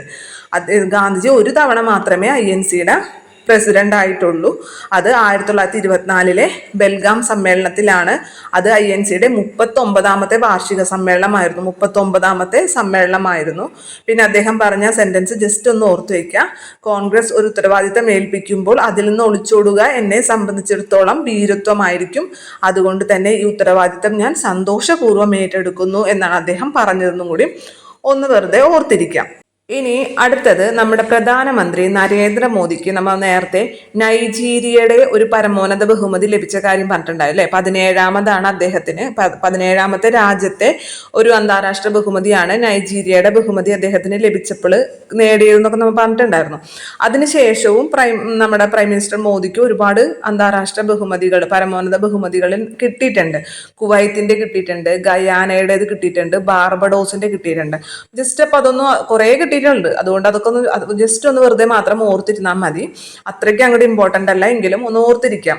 അപ്പൊ കുവൈത്തിന്റെ അദ്ദേഹം നമ്മുടെ 2024 ഡിസംബറിൽ കുവൈത്ത് സന്ദർശനം നടത്തിയിട്ടുണ്ടായിരുന്നു. 2 ദിവസത്തെ കുവൈത്ത് സന്ദർശനം നടത്തിയിട്ടുണ്ടായിരുന്നു. അപ്പൊ ആ സമയത്ത് അദ്ദേഹത്തിന് ഈ കുവൈത്തിന്റെ പരമോന്നത ബഹുമതിയായിട്ടുള്ള ദി ഓർഡർ ഓഫ് മുബാറക് അൽ കബീർ എന്നുള്ള ബഹുമതി ലഭിച്ചിട്ടുണ്ട്. അപ്പൊ അൽ കബീർ എന്നുള്ളത് കുവൈത്ത്, കബീർ കുവൈത്ത് അങ്ങനെ ഓർത്തിരിക്കാം. ജസ്റ്റ് ഒന്ന് ഓർത്തിരുന്നാൽ മാത്രം മതി. ദി ഓർഡർ ഓഫ് മുബാറക് അൽ കബീർ എന്നുള്ളത് കുവൈത്തിന്റെ പരമോന്നത ബഹുമതിയാണ്. അപ്പൊ അത് നമ്മുടെ സൗഹൃദത്തിന്റെ പ്രതീകമായിട്ട് ഈ രാഷ്ട്ര തലവന്മാർക്ക് നൽകാറുണ്ട്. അപ്പൊ 2024 ഡിസംബറിൽ 2 ദിവസത്തെ കുവൈത്ത് സന്ദർശനത്തിന്റെ ഭാഗമായിട്ട് ആർക്ക് ലഭിച്ചിട്ടുണ്ട്? ഇത് നമ്മുടെ പ്രൈം മിനിസ്റ്റർ നരേന്ദ്രമോദിക്ക് ഈ ബഹുമതി ലഭിച്ചിട്ടുണ്ട്. പിന്നെ അത് മാത്രമല്ല, മോദിയുടെ ഈ സന്ദർശനത്തിന്റെ ഭാഗമായിട്ട് നമ്മുടെ കായികം, സാംസ്കാരികം, സൗരോർജം, പ്രതിരോധം, എന്തൊക്കെയാണ്? കായികവും സാംസ്കാരികവും, കായികം, സാംസ്കാരികം, സൗരോർജം, പ്രതിരോധം എന്നീ 4 മേഖലകളിലും ഇരു രാജ്യങ്ങളും ഒരു ധാരണാപത്രത്തിൽ ഒപ്പിട്ടിട്ടും കൂടിയുണ്ട്. നമ്മുടെ ഇന്ദിരാഗാന്ധിക്ക് ശേഷം 1981 ഇന്ദിരാഗാന്ധി കുവൈത്ത് സന്ദർശിച്ചിട്ടുണ്ട്. അതിനുശേഷം നമ്മുടെ പ്രൈം മിനിസ്റ്റർ മോദിയാണ് പിന്നീട് കുവൈത്ത് സന്ദർശിക്കുന്നത്. അപ്പൊ 4 പതിറ്റാണ്ടിനിടെ ആദ്യമായിട്ട് കുവൈത്തിൽ എത്തിയ ഇന്ത്യൻ പ്രധാനമന്ത്രിയാണ് മോദി എന്നുള്ളത്. 1981 ഇന്ദിരാഗാന്ധി കുവൈത്ത് സന്ദർശിച്ചിട്ടുണ്ട്. അതിനുശേഷം പിന്നെ കുവൈത്ത് സന്ദർശിക്കുന്ന ഇന്ത്യൻ പ്രധാനമന്ത്രിയാണ് മോദി എന്നുള്ള കാര്യം കൂടി അവിടെ ഓർത്തിരിക്കുക. അപ്പൊ കുവൈത്തിന്റെ പരമോന്നത ബഹുമതിയുടെ പേരെന്താണ്? അൽ കബീർ എന്ന് മാത്രം ജസ്റ്റ് ഓർത്തിരിക്കുക. അൽ കബീർ, അത് അദ്ദേഹത്തിന്, നമ്മുടെ പ്രൈം മിനിസ്റ്റർ മോദിക്ക് കിട്ടിയിട്ടുണ്ട്. ഇനി അടുത്തെന്ന് പറയുന്നത് നമ്മൾ ഓൾറെഡി പറഞ്ഞു കഴിഞ്ഞു, ഗയാനയുടേതും അതുപോലെ തന്നെ ബാർബഡോസിന്റെയും പരമോന്നത ബഹുമതികൾ പ്രൈം മിനിസ്റ്റർ മോദിക്ക് ലഭിച്ചിട്ടുണ്ടെന്ന് പറഞ്ഞു അല്ലെ. അപ്പൊ ആ പുരസ്കാരങ്ങൾ ഏതൊക്കെയാന്ന് വെച്ച് കഴിഞ്ഞാൽ, ഗയാനയുടെ കിട്ടിയത് ഓർഡർ ഓഫ് ദി എക്സലൻസ് ആണ്, ദി ഓർഡർ ഓഫ് എക്സലൻസും. പിന്നെ നമ്മുടെ ബാർബഡോസിന്റെ കിട്ടിയത് honorary order of freedom of Barbados. Last Barbados ഉണ്ട്. Honorary order of freedom of Barbados എന്നുള്ളതുമാണ് ബാർബഡോസിന്റെ കിട്ടിയത്. 56 വർഷത്തിനിടെ ഗയാന സന്ദർശിച്ച ആദ്യത്തെ ഇന്ത്യൻ പ്രധാനമന്ത്രിയാണ് മോദി. അപ്പൊ ജസ്റ്റ് ഓർത്തിരിക്കുക അവിടെ നിന്ന്. ഇനി അടുത്തത് നമ്മുടെ ബംഗ്ലാദേശിലെ സംഘർഷമൊക്കെ നിങ്ങൾക്ക് അറിയാലോ. ബംഗ്ലാദേശിൽ വലിയ സംഘർഷം ഉണ്ടായി. തുടർന്ന് നമ്മുടെ ഷെയ്ഖ് ഹസീന അവിടെ നിന്ന് നാട് വിട്ടു അല്ലെ. അവിടെ ഒരുപാട് കലാപങ്ങളൊക്കെ ഉണ്ടായി. അപ്പൊ ഈ ഷെയ്ഖ് ഹസീന അവിടെ നിന്ന് നാട് വിട്ടതിനെ തുടർന്നിട്ട് നമ്മുടെ ബംഗ്ലാദേശിലെ മതന്യൂനപക്ഷമായിട്ടുള്ള ഹിന്ദുക്കൾക്ക് നേരെ വലിയ രീതിയിലുള്ള ആക്രമണമൊക്കെ ഉണ്ടായി. അപ്പൊ ഈ ആക്രമണങ്ങളെ എതിർത്ത ഒരു പ്രധാനപ്പെട്ട ഒരു സന്യാസിയായിരുന്നു ചിന്മോയ് കൃഷ്ണ എന്ന് പറയുന്നത്. ഈ ചിന്മോയ് കൃഷ്ണയെ തുടർന്ന് പോലീസ് അറസ്റ്റ് ചെയ്യുകയൊക്കെ ചെയ്തു. അദ്ദേഹമാണ് ഈ ഹിന്ദുക്കൾക്ക് നേരെ നടക്കുന്ന ഈ ആക്രമണങ്ങൾക്കെതിരെ ശക്തമായിട്ട് പ്രതികരിച്ച ഒരു സന്യാസിയാണ്. അപ്പൊ അദ്ദേഹം ഈ ഇസ്കോൺ എന്ന് പറഞ്ഞിട്ടുള്ള ഒരു മതസംഘടനയുടെ പ്രധാനപ്പെട്ട ആളാണ്. ഇസ്കോൺ എന്ന് പറഞ്ഞിട്ടുള്ള മതസംഘടന. അപ്പൊ ഈ ഇസ്കോൺ എന്നുള്ളതിന്റെ ഫുൾ ഫോം എന്താണ്, പൂർണ്ണ രൂപം എന്താണെന്നാണ് ചോദ്യം. ഇസ്കോണിന്റെ പൂർണ്ണ രൂപം international society for Krishna consciousness എന്നുള്ളതാണ്. International society for Krishna consciousness എന്നുള്ളതാണ് ഇസ്കോണിന്റെ മുഴുവൻ പേര്. ബംഗ്ലാദേശിലെ സംഘർഷവുമായി ബന്ധപ്പെട്ട് വാർത്താ പ്രാധാന്യം നേടിയ മതസംഘടനയാണ് ഇസ്കോൺ എന്നുള്ളത്. ഈ ഇസ്കോൺ എന്നതിന്റെ പൂർണ്ണ രൂപം എന്താണെന്നാണ് ചോദ്യം. International society for Krishna consciousness എന്നുള്ളതാണ്. ഇതിനെ ഹരേ കൃഷ്ണ പ്രസ്ഥാനം എന്നും അറിയപ്പെടുന്നുണ്ട്. ഹരേ കൃഷ്ണ പ്രസ്ഥാനം, കൃഷ്ണ പ്രസ്ഥാനമാണ് അല്ലെ. ആ കൃഷ്ണ എന്നുള്ള പേര് കേൾക്കുമ്പോൾ തന്നെ കൃഷ്ണനുമായി ബന്ധപ്പെട്ട പ്രസ്ഥാനമാണ് ഹരേ കൃഷ്ണ പ്രസ്ഥാനം അഥവാ ISKCON. International society for Krishna consciousness എന്നുള്ളതാണ് ഇതിന്റെ പൂർണ്ണ രൂപം എന്നുള്ളത് ജസ്റ്റ് ഓർത്തിരിക്കുക. ബംഗ്ലാദേശിലെ സംഘർഷവുമായി ബന്ധപ്പെട്ട് വാർത്താ പ്രാധാന്യം നേടിയ മതസംഘടനയാണ്. കാരണം അവിടുത്തെ ഷെയ്ഖ് ഹസീന നാടുവിട്ടതിനെ തുടർന്ന് നമ്മുടെ ഹിന്ദു ന്യൂനപക്ഷങ്ങൾക്കെതിരെ വലിയ രീതിയിലുള്ള ആക്രമണങ്ങൾ ഉണ്ടായി. അപ്പൊ ഇതിനെതിരെയൊക്കെ പ്രതികരിച്ച ഒരു മതസംഘടനയുടെ പ്രധാന സന്യാസി അല്ലെങ്കിൽ പ്രധാന നേതാവാണ് ചിന്മോയ് കൃഷ്ണ എന്നുള്ളത്. അപ്പൊ അതുമായി ബന്ധപ്പെട്ടൊക്കെ ഇസ്കോൺ എന്ന് പറഞ്ഞ മതസംഘടന സ്ഥിരം വാർത്താ പ്രാധാന്യം നേടിയിട്ടുണ്ട്. അപ്പൊ ഇസ്കോണിന്റെ ഫുൾ ഫോം ഒന്ന് ഓർത്തിരിക്കുക. International society for Krishna consciousness എന്നുള്ളതാണ് അതിന്റെ പൂർണ്ണ രൂപം. എന്ത് പേരിലും കൂടി അറിയപ്പെടുന്നുണ്ട്? ഹരേ കൃഷ്ണ പ്രസ്ഥാനം എന്ന പേരിലും കൂടി ഇത് അറിയപ്പെടുന്നുണ്ട്. നമ്മളിവിടെ ബംഗ്ലാദേശിൽ ഒരു പ്രശ്നമുണ്ടായി, ആഭ്യന്തര കലാപം ഉണ്ടായി. തുടർന്ന് അവിടുത്തെ പ്രധാനമന്ത്രിയായിരുന്ന ഷെയ്ഖ് ഹസീന സ്ഥാനം ഒഴിഞ്ഞ് അവിടുന്ന് പലായനം ചെയ്തു, നാട് വിട്ടു എന്ന് നമ്മൾ പറഞ്ഞു. അപ്പൊ എന്താണ് ബംഗ്ലാദേശിലെ പ്രശ്നം എന്ന് നിങ്ങൾക്കറിയായിരിക്കും. ഇനി അറിയാത്തവർക്ക് വേണ്ടി ജസ്റ്റ് ഞാനൊന്ന് ബ്രീഫായിട്ട് വെറുതെ പറയാണ്. അതായത് നമ്മൾ 1947 ഇന്ത്യക്ക് സ്വാതന്ത്ര്യം കിട്ടുന്ന സമയത്ത് അല്ലെ, ഇന്ത്യയും പാകിസ്ഥാനും വേർപെട്ട സമയത്ത് ബംഗ്ലാദേശ് പാകിസ്ഥാന്റെ ഭാഗം തന്നെയായിരുന്നു അല്ലെ. കിഴക്കൻ പാകിസ്ഥാനെന്നും പശ്ചിമ പാകിസ്ഥാൻ എന്നും ആയിട്ടാണ് അറിയപ്പെട്ടിരുന്നത്. പശ്ചിമ പാകിസ്ഥാൻ എന്ന് പറഞ്ഞാൽ ഇന്നത്തെ പാകിസ്ഥാൻ തന്നെ, കിഴക്കൻ പാകിസ്ഥാൻ എന്ന് പറയുമ്പോൾ ബംഗ്ലാദേശും. അപ്പൊ ഈ കിഴക്കൻ പാകിസ്ഥാനിലാണ് ജനസംഖ്യ കൂടുതൽ ഉണ്ടായിരുന്നത് എങ്കിലും ഇതിന്റെ ഭരണപരമായിട്ടുള്ളതും സാമ്പത്തികമായിട്ടുള്ളതുമായ എല്ലാ കാര്യങ്ങളും നിയന്ത്രിച്ചിരുന്നത് പശ്ചിമ പാകിസ്ഥാനായിരുന്നു. അപ്പൊ അതുകൊണ്ട് തന്നെ ഈ കിഴക്കൻ പാകിസ്ഥാനിലുള്ള ജനങ്ങളെ പാർശ്വവൽക്കരിക്കപ്പെടുന്നു ഇതുകൊണ്ട് എന്നുള്ള ഒരു പ്രതിഷേധമൊക്കെ അവിടുത്തെ ജനങ്ങൾക്കിടയിൽ ഉണ്ടായിരുന്നു. അങ്ങനെ ഇരിക്കെ 1970 എലക്ഷൻ നടക്കുകയും ഷെയ്ഖ് മുജീബുർ റഹ്മാൻ എന്ന് പറഞ്ഞ ഒരാളെ തെരഞ്ഞെടുക്കുകയും ചെയ്തു. അപ്പൊ അദ്ദേഹത്തിന്റെ നേതൃത്വത്തിൽ ഒരു ഗവൺമെന്റ് ഈ കിഴക്കൻ പാകിസ്ഥാനിൽ, അതായത് ഇന്നത്തെ ബംഗ്ലാദേശിൽ രൂപീകരിക്കാൻ നോക്കിയപ്പോൾ പശ്ചിമ പാകിസ്ഥാനിലെ ഭരണകൂടം അതിനെ അടിച്ചമർത്താൻ ശ്രമിച്ചു. സൈന്യത്തെ ഇറക്കുകയും അവിടുത്തെ ജനങ്ങളെയൊക്കെ വളരെയധികം മർദ്ദിക്കുകയൊക്കെ ചെയ്തു. തുടർന്ന് നമ്മുടെ ഈ ബംഗ്ലാദേശിൽ നിന്നും വലിയ രീതിയിലുള്ളൊരു അഭയാർത്ഥി പ്രവാഹം ഇന്ത്യയിലേക്ക് ഉണ്ടായി. അപ്പോൾ നമുക്കറിയാം ആ സമയത്ത് ഇവിടെ ഇന്ദിരാഗാന്ധി ആയിരുന്നു. അപ്പോൾ ഇന്ദിരാഗാന്ധി എന്താണ്, ബംഗ്ലാദേശിനെ സഹായിക്കുകയും ബംഗ്ലാദേശ് എന്ന് പറഞ്ഞിട്ട് ഒരു പുതിയ സ്വതന്ത്ര രാജ്യം ഉണ്ടാകാൻ അവരെ സഹായിച്ചു. 1971 അങ്ങനെ ഒരു സ്വതന്ത്ര രാജ്യം ഉണ്ടായത്, ബംഗ്ലാദേശ് എന്ന് പറഞ്ഞിട്ട്. അപ്പൊ ഈ സ്വാതന്ത്ര്യ സമരത്തിൽ പങ്കെടുത്തവർക്കും അവരുടെ പിൻഗാമികൾക്കും, പങ്കെടുത്തവർക്കെന്ന് മാത്രമല്ല അവരുടെ പിൻഗാമികൾക്കും, സ്വാതന്ത്ര്യ സമരത്തിൽ പങ്കെടുത്ത പിൻഗാമികൾക്കും ബംഗ്ലാദേശ് സർക്കാർ ജോലികളിൽ കോട്ട ഏർപ്പെടുത്തിയിട്ടുണ്ടായിരുന്നു. അപ്പൊ ഇത് വിദ്യാർത്ഥികൾക്ക് ഈയിടെ ഈ കാലത്ത് കോവിഡൊക്കെ കഴിഞ്ഞ് ഈ കാലഘട്ടത്തിൽ ഭയങ്കര തൊഴിലില്ലായ്മയും സാമ്പത്തിക പ്രശ്നവും അവിടെ ബംഗ്ലാദേശിൽ നേരിട്ടുകൊണ്ടിരിക്കുന്നു. അപ്പൊ ജനങ്ങൾ പഠിച്ചവർ പലരും ജോലിയില്ലാതെ കഷ്ടപ്പെടുന്ന ഒരു സമയത്ത് ഈ സർക്കാർ ജോലികളിൽ ഇത്തരത്തിൽ ഈ സമര സേനാനികളുടെ പിൻഗാമികൾ എന്ന് പറഞ്ഞുകൊണ്ട് അവർക്ക് സർക്കാർ ജോലികളിൽ കോട്ട ഏർപ്പെടുത്തുന്നത് വലിയ രീതിയിലുള്ള പ്രതിഷേധം വിദ്യാർത്ഥികൾക്കിടയിൽ ഉണ്ടാക്കി. തുടർന്നാണ് അവിടെ വിദ്യാർത്ഥികൾക്കിടയിലുള്ള ഒരു പ്രക്ഷോഭമായിട്ടാണ് തുടങ്ങുന്നത് ഈ കോട്ടയ്ക്കെതിരെ. അതായത് സർക്കാർ ജോലികൾ നൽകേണ്ടത് കോട്ടയുടെ അടിസ്ഥാനത്തിലല്ല, മെറിറ്റിന്റെ അടിസ്ഥാനത്തിലാകണം എന്ന് പറഞ്ഞുകൊണ്ട് തുടങ്ങിയ ഒരു പ്രതിഷേധമാണ് പിന്നീട് അത് വലിയ രീതിയിലുള്ള ഒരു ആഭ്യന്തര കലാപത്തിലേക്ക് നയിക്കുന്നതും തുടർന്ന് പ്രധാനമന്ത്രി ഷെയ്ഖ് ഹസീന സ്ഥാനമൊഴിഞ്ഞ് നാടുവിടുന്നതും. അപ്പൊ ഇതാണ് അവിടുത്തെ പ്രശ്നം എന്നുള്ളത്. ഇങ്ങനെ ഇതിനെ തുടർന്നിട്ടാണ് പിന്നീട് പല പ്രശ്നങ്ങളും ഇന്ത്യക്കും നേരിടേണ്ടി വരുന്നത്. അവരുടെ ഭാഗത്തുനിന്നും ഈ ഹിന്ദു വിഭാഗത്തിൽപ്പെട്ടവരെ വലിയ രീതിയിൽ ആക്രമിക്കുകയും തുടർന്ന് ഈ ഇസ്കോൺ എന്ന് പറഞ്ഞ മതസംഘടന ഇതിൽ ഇടപെടുകയൊക്കെ ചെയ്യുന്നത്. അപ്പൊ ജസ്റ്റ് കാര്യം മാത്രം മനസ്സിലാക്കി വെക്കുക ഇതൊക്കെയാണെന്നുള്ളത്. പിന്നെ നമ്മുടെ ലോകത്തിലെ തന്നെ ഏറ്റവും വലിയൊരു സ്വർണ്ണ നിക്ഷേപം ചൈനയിൽ ഈ അടുത്ത് കണ്ടെത്തിയിട്ടുണ്ട്. ലോകത്തിലെ ഏറ്റവും വലിയ സ്വർണ്ണ നിക്ഷേപം എന്നറിയപ്പെടുന്നത് ദക്ഷിണാഫ്രിക്കയിലാണ് അല്ലെ. ദക്ഷിണാഫ്രിക്കയിലെ സൗത്ത് ഡീപ്പ് മൈൻ ആണ് ഇതുവരെ അറിയപ്പെട്ടതിൽ വെച്ചിട്ട് ഏറ്റവും വലിയ സ്വർണ്ണ നിക്ഷേപമുള്ള സ്ഥലം. 900 ടൺ വരും അവിടുത്തെ സ്വർണ്ണ നിക്ഷേപം എന്ന് പറയുന്നത്. അപ്പൊ അതിനെ മറികടന്നുകൊണ്ടാണ് ഇപ്പൊ ചൈനയിൽ കണ്ടെത്തിയിട്ടുള്ളത്. മധ്യ ചൈനയിലാണ്, ഹുനാൻ പ്രവിശ്യയിലെ പിൻജിയാങ് കൗണ്ടിയിലാണ്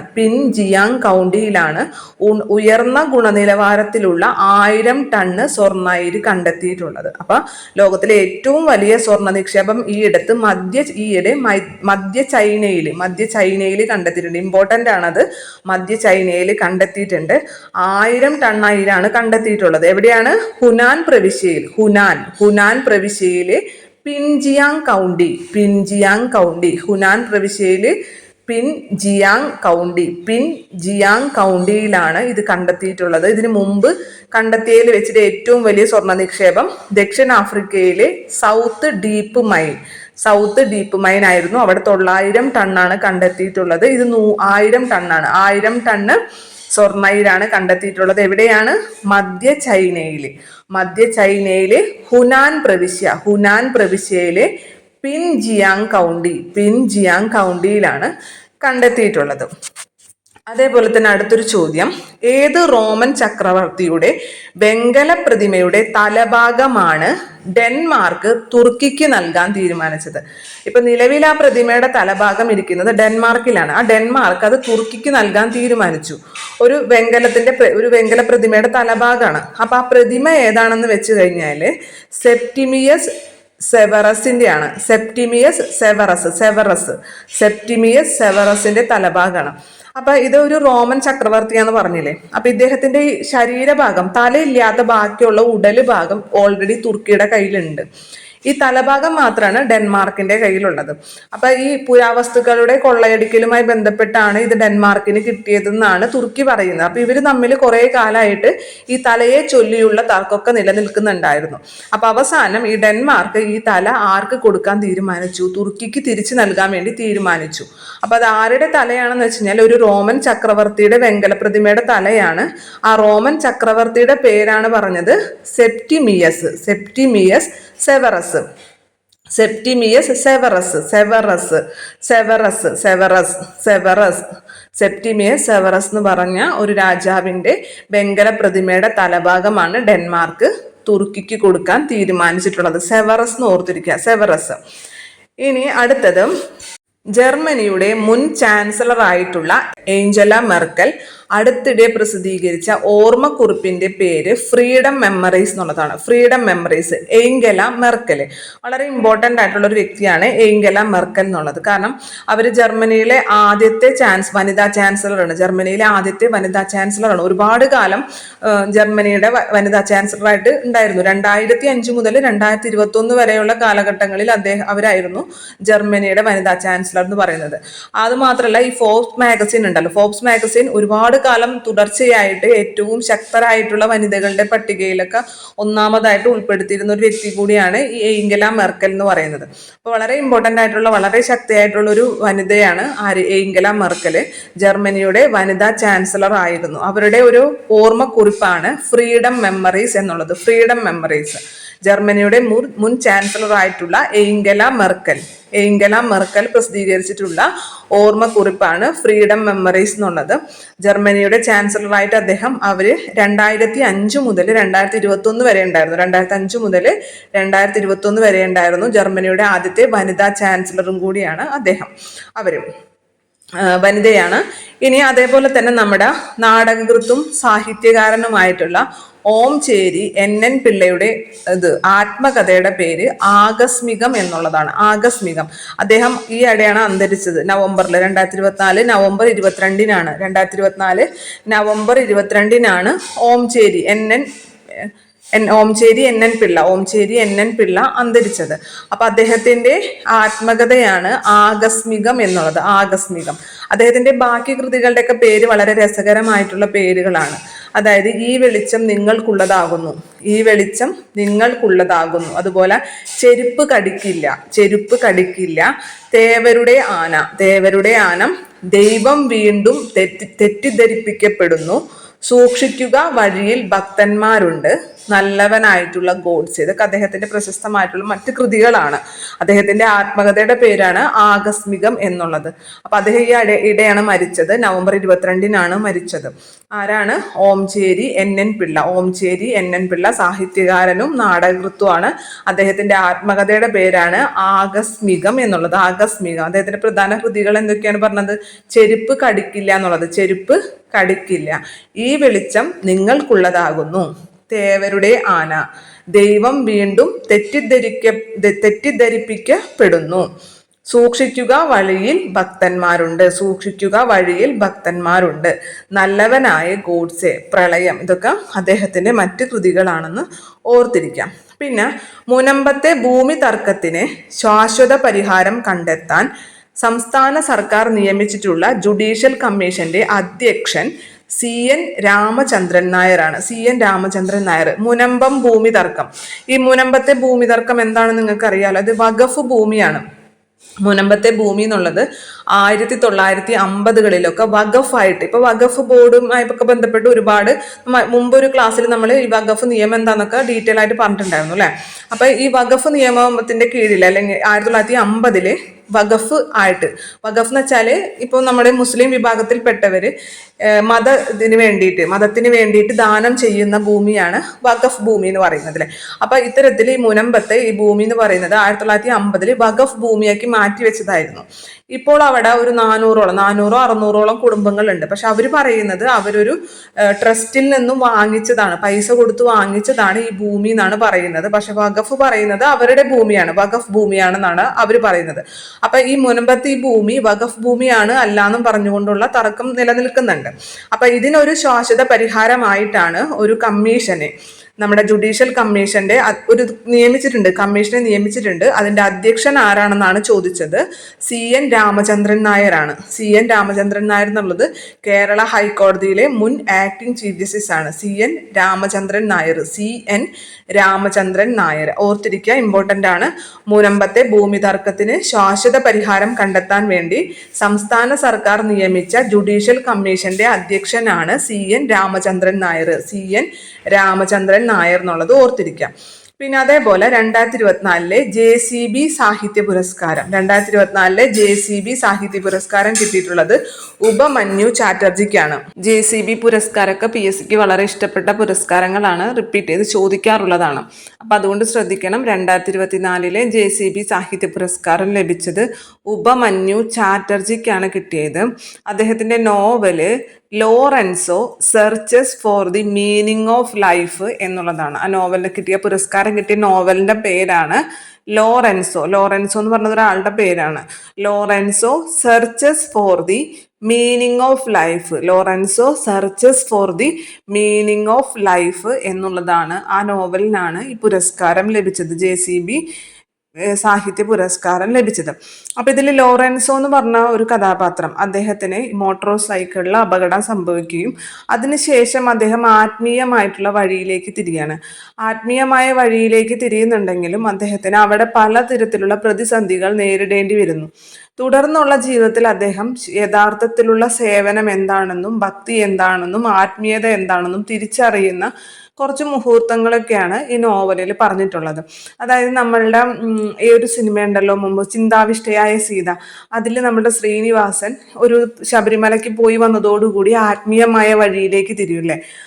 അതിനുശേഷം ആത്മീയമായ സന്യാസി ജീവിതം നയിച്ചുകൊണ്ടിരിക്കുന്ന സമയത്ത് അദ്ദേഹം ഇങ്ങനെ വിഷമിച്ചിരിക്കുകയാണ്. അപ്പോൾ അടുത്തുള്ള ഒരാൾ ചോദിക്കും, എന്തിനാണ് നിങ്ങൾ ഇങ്ങനെ വിഷമിച്ചിരിക്കുന്നതെന്ന് ചോദിക്കുമ്പോൾ പറയുന്നുണ്ട്, എൻ്റെ ഭാര്യയും മക്കളൊക്കെ എങ്ങനെ ജീവിക്കും, അവരെങ്ങനെ ജീവിക്കും എന്ന് ആലോചിച്ചിട്ടാണ് വിഷമിച്ചിരിക്കുന്നത്. അപ്പോൾ അവർ പറയുന്നുണ്ടല്ലേ, ഭാര്യയ്ക്ക് നല്ല ഭംഗിയുണ്ടോ, കാണാൻ എങ്ങനെ സൗന്ദര്യം ഉണ്ടെങ്കിൽ അവരെങ്ങനെയെങ്കിലും ജീവിച്ചോളും. അങ്ങനെ അവിടെ വെച്ചിട്ട് ഒരു തർക്കം ഉണ്ടാവുകയും തുടർന്ന് ഒരാൾ ഇടപെട്ടിട്ട് അയാൾ ചോദിക്കുന്നുണ്ട്, നിങ്ങൾ നിങ്ങളുടെ ലൗകികമായിട്ടുള്ള എല്ലാ ജീവിതവും കുടുംബാംഗങ്ങളെയും എല്ലാവരെയും ഉപേക്ഷിച്ചിട്ടാണ് ഇവിടേക്ക് വന്നത് അല്ലേ, പിന്നെ നിങ്ങൾ എന്തിനാണ് അതിനെക്കുറിച്ച് വീണ്ടും ചിന്തിക്കുന്നത്, നിങ്ങൾ എന്തിനാണ് അയാൾ നിങ്ങളുടെ ഭാര്യയെക്കുറിച്ച് മോശമായി പറഞ്ഞപ്പോൾ നിങ്ങൾക്ക് എന്തിനാണ് വിഷമമായതെന്നൊക്കെ ചോദിക്കുന്നില്ലേ.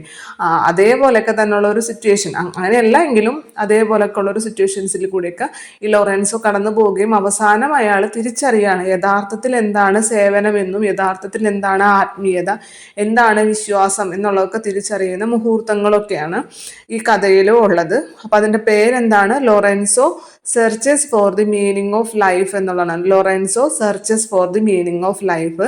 അത് ഉപമന്യു ചാറ്റർജിയുടെ ബുക്കാണ്. അദ്ദേഹത്തിനാണ് ഇത്തവണ JCB സാഹിത്യ പുരസ്കാരം കിട്ടിയത്. ഉപമന്യു ചാറ്റർജിക്കാണ് ലഭിച്ചത്. ഇനി അടുത്തത്, ജാർഖണ്ഡിൽ എത്രാം തവണയാണ് ഹേമന്ത് സോറൻ മുഖ്യമന്ത്രിയായത്? ഹേമന്ത് സോറനാണ് ഇപ്പോൾ നിലവിൽ ജാർഖണ്ഡിന്റെ മുഖ്യമന്ത്രി. 4ാം തവണയാണ് അദ്ദേഹം ജാർഖണ്ഡിന്റെ മുഖ്യമന്ത്രിയാവുന്നത്. ജാർ എന്ന് പറയുമ്പോൾ തന്നെ ചാർന്നുണ്ടല്ലോ, 1 2 3 4 അല്ലെ, ചാർ എന്ന് പറഞ്ഞാൽ 4 അല്ലേ അർത്ഥം. അപ്പൊ ജാർഖണ്ഡിൽ ചാർ അല്ലെ, 4ാമത്തെ തവണയാണ് ഹേമന്ത് സോറൻ മുഖ്യമന്ത്രിയാകുന്നത്. അദ്ദേഹം ജാർഖണ്ഡ് മുക്തി മോർച്ച എന്ന് പറഞ്ഞ രാഷ്ട്രീയ പാർട്ടിയുടെ നേതാവാണ്. ജാർഖണ്ഡ് മുക്തി മോർച്ച എന്ന് പറഞ്ഞ രാഷ്ട്രീയ പാർട്ടിയുടെ നേതാവാണ്. 4ാം തവണയാണ് അദ്ദേഹം ജാർഖണ്ഡിന്റെ മുഖ്യമന്ത്രിയായി വരുന്നത്, ഹേമന്ത് സോറൻ.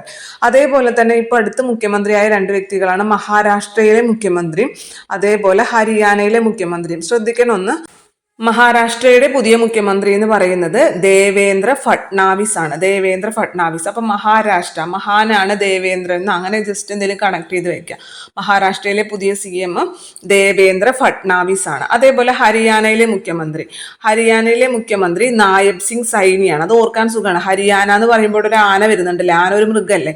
ഇപ്പുറത്തെ നായബ് സിംഗ് സൈനി എന്ന് പറയുമ്പോൾ ഒരു നായ വരുന്നുണ്ടല്ലോ. കോഡിന് വേണ്ടി പറയുന്നതാണ്, ആരും മോശമാക്കി പറയുന്നതല്ല. നായബ് സിംഗ് സൈനി എന്ന് പറയുമ്പോൾ അവിടെ ഒരു മൃഗത്തിന്റെ പേര് വരുന്നുണ്ടല്ലേ. അപ്പൊ ഇത് രണ്ടും അങ്ങനെ ഓർത്ത് വെക്കുക. ഇപ്പുറത്ത് ഹരിയാന, ഇപ്പുറത്ത് നായബ് സിംഗ് സൈനി. ഹരിയാനയിലെ പുതിയ CM നായബ് സിംഗ് സൈനിയാണ്. അതേപോലെ മഹാരാഷ്ട്രയിലെ പുതിയ CM എന്ന് പറയുന്നത് ദേവേന്ദ്ര ഫട്നാവിസ് ആണ്. ജാർഖണ്ഡിൽ പിന്നെ 4 തവണ ജാറ് ചാറ് അല്ലെ 4 തവണയായിട്ട് ആരന്നെയാണ് ഹേമന്ത് സോറൻ തന്നെയാണ് ചീഫ് മിനിസ്റ്റർ ആയിരിക്കുന്നത്. ഇനി നമ്മളിപ്പോൾ 2024 നവംബർ 26 നമ്മൾ എന്തായിട്ടാണ് ആചരിക്കുന്നത്? ഭരണഘടനാ ദിനമായിട്ടാണ് അല്ലെ ആചരിക്കുന്നത്. അപ്പോൾ 2024 കഴിഞ്ഞ ഭരണഘടനാ ദിനം എത്രാമത്തെ ആയിരുന്നു? 2024 കഴിഞ്ഞ നമ്മുടെ റിപ്പബ്ലിക് ദിനമാണെന്നുണ്ടെങ്കിലും ഭരണഘടനാ ദിനമാണെന്നുണ്ടെങ്കിലും രണ്ടും എത്രാമത്തെയാണ്? 75 ആയിരുന്നു. 2024 റിപ്പബ്ലിക് ദിനം എന്ന് പറയുന്നത് 75 റിപ്പബ്ലിക് ദിനമായിരുന്നു. അതേപോലെ തന്നെ 2024 നവംബർ 26 നമ്മൾ ആഘോഷിച്ച ഭരണഘടനാ ദിനം എന്ന് പറയുന്നതും 75 ഭരണഘടനാ ദിനം തന്നെയാണ്. എന്നാൽ നമ്മൾ കഴിഞ്ഞത് 2025 കഴിഞ്ഞ റിപ്പബ്ലിക് ദിനം എന്ന് പറയുന്നത് 76 റിപ്പബ്ലിക് ദിനമാണ്. 2025 ജനുവരി 26 കഴിഞ്ഞത് എത്രാമത്തെ റിപ്പബ്ലിക് ദിനമാണ്? 76 റിപ്പബ്ലിക് ദിനമാണ്. 2025 ജനുവരി 26 കഴിഞ്ഞത് 76 റിപ്പബ്ലിക് ദിനമാണ്. 76 2025 ജനുവരി 26 കഴിഞ്ഞത്. ആ 76 റിപ്പബ്ലിക് ദിനത്തിന്റെ മുഖ്യ അതിഥി ആരായിരുന്നു? ഇന്തോനേഷ്യയുടെ പ്രസിഡന്റ് ആയിരുന്നു അല്ലെ. ഇന്തോനേഷ്യയുടെ പ്രസിഡന്റ് ആയിട്ടുള്ള പ്രബാവോ സുബിയാന്തോ ആയിരുന്നു. സുബിയാന്തോ ആയിരുന്നു 2025 അതായത് 76 റിപ്പബ്ലിക് ദിനത്തിന്റെ മുഖ്യ അതിഥി എന്ന് പറയുന്നത്. അതിന് തൊട്ട് മുമ്പത്തെ തവണ അതായത് 2024 അതായത് 75 റിപ്പബ്ലിക് ദിനത്തിന് നമ്മുടെ ഫ്രഞ്ച് പ്രസിഡന്റ് ആയിട്ടുള്ള ഇമ്മാനുവൽ മാക്രോൺ ആയിരുന്നു മുഖ്യ അതിഥി എന്ന് പറയുന്നത്. ഫ്രഞ്ച് സൈന്യമൊക്കെ നമ്മുടെ ഇതിൽ പങ്കെടുത്തിട്ടുണ്ടായിരുന്നു. അപ്പോൾ അതേപോലെ തന്നെ ഒരു കാര്യം കൂടി ചോദിക്കട്ടെ, റിപ്പബ്ലിക് ദിനത്തിൽ ആരാണ് പതാക ഉയർത്തുന്നത്? റിപ്പബ്ലിക് ദിനത്തിൽ നമ്മുടെ രാജ്യത്തിനെ പ്രതിനിധീകരിച്ചുകൊണ്ട് അല്ലെ നമ്മൾ ന്യൂഡൽഹിയിൽ പതാക ഉയർത്തുന്നത് പ്രസിഡന്റ് ആണ് പതാക ഉയർത്തുന്നത്. അതേപോലെ സംസ്ഥാനങ്ങളിലാണെങ്കിൽ ഗവർണറാണ് ദേശീയ പതാക ഉയർത്തുന്നത്. റിപ്പബ്ലിക് ദിനത്തിലെ പതാക ഉയർത്തുന്നത് പ്രസിഡന്റും സംസ്ഥാനങ്ങളിലെ ഗവർണറുമാണ്. അതേപോലെ 2025 നമ്മുടെ ഇതിനൊരു പ്രമേയം ഉണ്ടായിരുന്നു അല്ലെ. റിപ്പബ്ലിക് ദിനത്തിന് ഒരു പ്രമേയം ഉണ്ടായിരുന്നു. എന്തായിരുന്നു പ്രമേയം എന്ന് പറയുന്നത്? സ്വർണിം ഭാരത് വിരാസത്ത് ഓർ വികാസ് എന്നുള്ളതാണ്. സ്വർണിം ഭാരത് എന്ന് വെച്ചാൽ സുവർണ ഭാരതം, സുവർണ ഇന്ത്യ.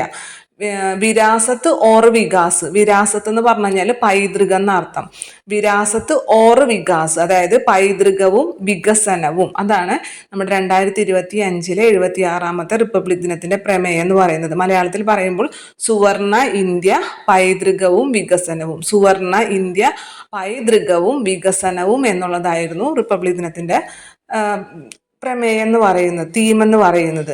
അത് ഇതിൽ പറയുമ്പോൾ എന്താണ്? സ്വർണിം ഭാരത് വിരാസത്ത് ഓർ വികാസ് എന്ന് ആയിരുന്നു പ്രമേയം. അപ്പം അതൊക്കെ ഇമ്പോർട്ടൻ്റ് ആണ്, ഓർത്ത് വെക്കണം. മെയിനായിട്ട് ഇന്തോനേഷ്യയുടെ പ്രസിഡന്റ് ആയിരുന്നു ഇത്തവണത്തെ നമ്മുടെ മുഖ്യ അതിഥി, റിപ്പബ്ലിക് ദിനത്തിന്റെ മുഖ്യ അതിഥി എന്ന് ഓർത്ത് വയ്ക്കുക. Prabowo Subianto. കഴിഞ്ഞ തവണ ഏറ്റവും ആദ്യത്തെ നമ്മുടെ ഫസ്റ്റ് റിപ്പബ്ലിക് ദിനം എന്നായിരുന്നു? 1950 ജനുവരി 26 അല്ലെ. അതിലും ഇന്തോനേഷ്യയുടെ പ്രസിഡന്റ് തന്നെയായിരുന്നു. അത്തവണയും നമ്മുടെ മുഖ്യ അതിഥി ഇന്തോനേഷ്യയുടെ തന്നെ പ്രസിഡന്റ് ആയിരുന്നു. ഇത്തവണയും ഇപ്പൊ അവസാനം 2025 ജനുവരി 26 നമ്മുടെ മുഖ്യ അതിഥി എന്ന് പറയുന്നത് ഇന്തോനേഷ്യയുടെ പ്രസിഡന്റ് തന്നെയാണ്. ഇപ്പൊ ആരാണ് അദ്ദേഹത്തിന്റെ പേര് ഓർത്തേക്കുക? പ്രബാവോ സുബിയാന്തോ ആണ്. അപ്പൊ നമ്മൾ ഇപ്പൊ ഇവിടെ പറഞ്ഞ ചോദ്യം എന്താണ്? 2024 നവംബർ 26 നമ്മൾ ആഘോഷം തുടക്കം കുറിച്ചത് എത്രാമത്തെ ഭരണഘടനാ ദിനാഘോഷത്തിനാണെന്നാണ്? 75 ഭരണഘടനാ ദിനാഘോഷത്തിനാണ് തുടക്കം കുറിച്ചത്. ലോകത്തിലെ എഴുതപ്പെട്ട ഏറ്റവും വലിയ ഭരണഘടനയാണ് ഇന്ത്യൻ ഭരണഘടന അല്ലെ. ഇന്ത്യൻ ഭരണഘടന നമ്മൾ അംഗീകരിച്ചത് 1949 നവംബർ 26 1949 നവംബർ 26 നമ്മൾ അംഗീകരിച്ചത്. അതുകൊണ്ട് തന്നെ അത് നമ്മൾ ഭരണഘടനാ ദിനമായിട്ട് ആചരിക്കുന്നു. അതൊക്കെ നമുക്ക് അറിയുന്ന കാര്യങ്ങളാണ്. പിന്നെ അടുത്തത് ഈ 2024 പ്രസിദ്ധീകരണത്തിന്റെ 50-ാം വാർഷികം ആഘോഷിക്കപ്പെടുന്ന എം മുകുന്ദൻ രചിച്ച നോവലാണ് മയ്യഴിപ്പുഴയുടെ തീരങ്ങളിൽ. ശ്രദ്ധിക്കുക, 2024 50-ാം വാർഷികമാണ്. 2024 പ്രസിദ്ധീകരണത്തിന്റെ 50-ാം വാർഷികം ആഘോഷിക്കുന്ന എം മുകുന്ദന്റെ നോവലാണ് മയ്യഴിപ്പുഴയുടെ തീരങ്ങളിൽ എന്നുള്ളത്. അതേപോലെ ഇന്ത്യയിലെ ആദ്യത്തെ നൈറ്റ് സഫാരി പാർക്ക് നിർമ്മാണം ആരംഭിച്ചിട്ടുള്ളൂ 2026 ഡിസംബറോട് കൂടിയിട്ടാണ് അതിന്റെ പ്രവർത്തനം തുടങ്ങുള്ളൂ. ഇപ്പൊ നിർമ്മാണം ആരംഭിച്ചിരിക്കുന്നത് എവിടെയാണ്? ലക്നൗ, UP-യിലെ ലക്നൌവിലാണ് ഇന്ത്യയിലെ ആദ്യത്തെ നൈറ്റ് സഫാരി പാർക്ക് എന്നുള്ളത്. നൈറ്റ് സഫാരി പാർക്ക് ലോകത്ത് തന്നെ 5ാമത്തെ നൈറ്റ് സഫാരി പാർക്കാണ്. നമ്മൾ സാധാരണ ഇപ്പോൾ ഇവിടേക്കൊക്കെ എവിടെയെങ്കിലും സഫാരി പോയിട്ടുണ്ടെങ്കിൽ നൈറ്റ് ആയിരിക്കില്ല അല്ലെ, ഡേ ടൈമിലാണ് മിക്കപ്പോഴും. രാവിലെ ഒരു 7 മണിക്കൊക്കെ ആയിരിക്കും സഫാരി അവിടെ സ്റ്റാർട്ട് ചെയ്യുന്നത്, വൈകിട്ട് 5ഓട് കൂടിയിട്ട് ക്ലോസ് ചെയ്യും അല്ലെ സഫാരി. പക്ഷേ ഇത് നൈറ്റാണ്, രാത്രി സമയത്തെ സഫാരി. നൈറ്റ് സഫാരി പാർക്ക് ലോകത്തിൽ തന്നെ 5ാമത്തെ നൈറ്റ് സഫാരി പാർക്കാണ്. ഇപ്പൊ നിർമ്മാണം ആരംഭിച്ചിട്ടുള്ളത് UP-യിൽ ലക്നൌവിലാണ്. ഇന്ത്യയിലെ ആദ്യത്തെ നൈറ്റ് സഫാരി പാർക്കിന്റെ നിർമ്മാണമാണ് UP-യിൽ ലക്നൌവിൽ ആരംഭിച്ചിരിക്കുന്നത്. കുറേയിൽ വനത്തിലെ പാർക്ക് 2026 ഡിസംബറോട് കൂടിയിട്ട് പ്രവർത്തനം തുടങ്ങും. ഇത്രയും കറണ്ട് അഫയേഴ്സ് ആണ് നമ്മൾ ഇന്ന് ചർച്ച ചെയ്യുന്നത്. കൂടുതൽ കറണ്ട് അഫയേഴ്സും റിവിഷൻ ക്ലാസ്സുകളും നിങ്ങളുടെ പ്രതികരണത്തിനനുസരിച്ചാണ് ചെയ്യുക. നിങ്ങൾക്ക് ക്ലാസ്സുകൾ ഉപകാരപ്പെടുന്നുണ്ടെങ്കിൽ മാത്രമല്ലേ നമ്മൾ മുന്നോട്ടിനി ക്ലാസ്സുകൾ ചെയ്തിട്ട് ആ കാര്യമുള്ളൂ. അപ്പോൾ നിങ്ങൾക്ക് ക്ലാസ്സുകൾ ഉപകാരപ്പെടുന്നുണ്ടെങ്കിൽ തീർച്ചയായിട്ടും കമൻറ്റ് ചെയ്യുക. അപ്പോൾ കൂടുതൽ കറണ്ട് അഫയേഴ്സിൻ്റെ ക്ലാസ്സുകളും കൂടുതൽ റിവിഷൻ ക്ലാസ്സുകളും ഉണ്ടായിരിക്കും. ഞാനും സെക്രട്ടറിയേറ്റ് അസിസ്റ്റൻറ്റിൻ്റെ പ്രിലിംസ് എക്സാം എഴുതുന്നുണ്ട്. മെയ് 24-ാം തീയതിയാണ് എനിക്ക് എക്സാം. പക്ഷേ ഒരു 3 മാസത്തോളമായിട്ട് ഈ ഭാഗങ്ങളൊന്നും തന്നെ ഈ PSC-യുമായി ബന്ധപ്പെട്ട് യാതൊന്നും തന്നെ ടച്ച് ഇല്ലാതിരിക്കുന്ന ഒരാളാണ് 3 മാസത്തോളമായിട്ട്. അപ്പോൾ ഈ ഒരാഴ്ച മാത്രമാണ് എനിക്കും എല്ലാം പൊടി തട്ടിയെടുക്കാനും ഒന്ന് വായിച്ചു നോക്കാനും സമയം കിട്ടുന്നത്. അപ്പോൾ നിങ്ങൾക്ക് ഉപകാരപ്പെടുന്നുണ്ടെങ്കിൽ മാത്രമേ ഞാൻ കൂടുതൽ ക്ലാസ്സുകൾ ചെയ്യാൻ നിൽക്കുള്ളൂ. അല്ലാന്നുണ്ടെങ്കിൽ ഞാൻ എൻ്റെതായ രീതിയിൽ എനിക്കും നോക്കാമല്ലോ. നമ്മൾ ക്ലാസ് എടുക്കാൻ നമുക്ക് കൂടുതൽ സമയവും കൂടുതൽ എഫേർട്ടും വേണ്ടി വരും. അല്ലാതെ നമ്മൾ സ്വന്തമായിട്ട് ഇരുന്ന് നോക്കുകയാണെങ്കിൽ നമുക്ക് അത്രത്തോളം സമയം വേണ്ടി വരില്ല. അപ്പോൾ അതുകൊണ്ടാണ് പറയുന്നത്, നിങ്ങൾക്ക് ഉപകാരപ്പെടുന്നുണ്ടെങ്കിൽ ഞാൻ നിങ്ങളോടൊപ്പം റിവിഷൻ ചെയ്യാൻ ആഗ്രഹിക്കുന്നു. അപ്പോൾ തീർച്ചയായിട്ടും നിങ്ങളുടെ അഭിപ്രായങ്ങൾ എന്താണെങ്കിലും കമൻറ്റ് ചെയ്യുക. ഇന്നത്തെ ക്ലാസ് നിങ്ങൾക്ക് ഉപകാരപ്പെട്ടു എന്നുള്ള വിശ്വാസത്തോടു കൂടി തന്നെ നിർത്തുന്നു. നന്ദി.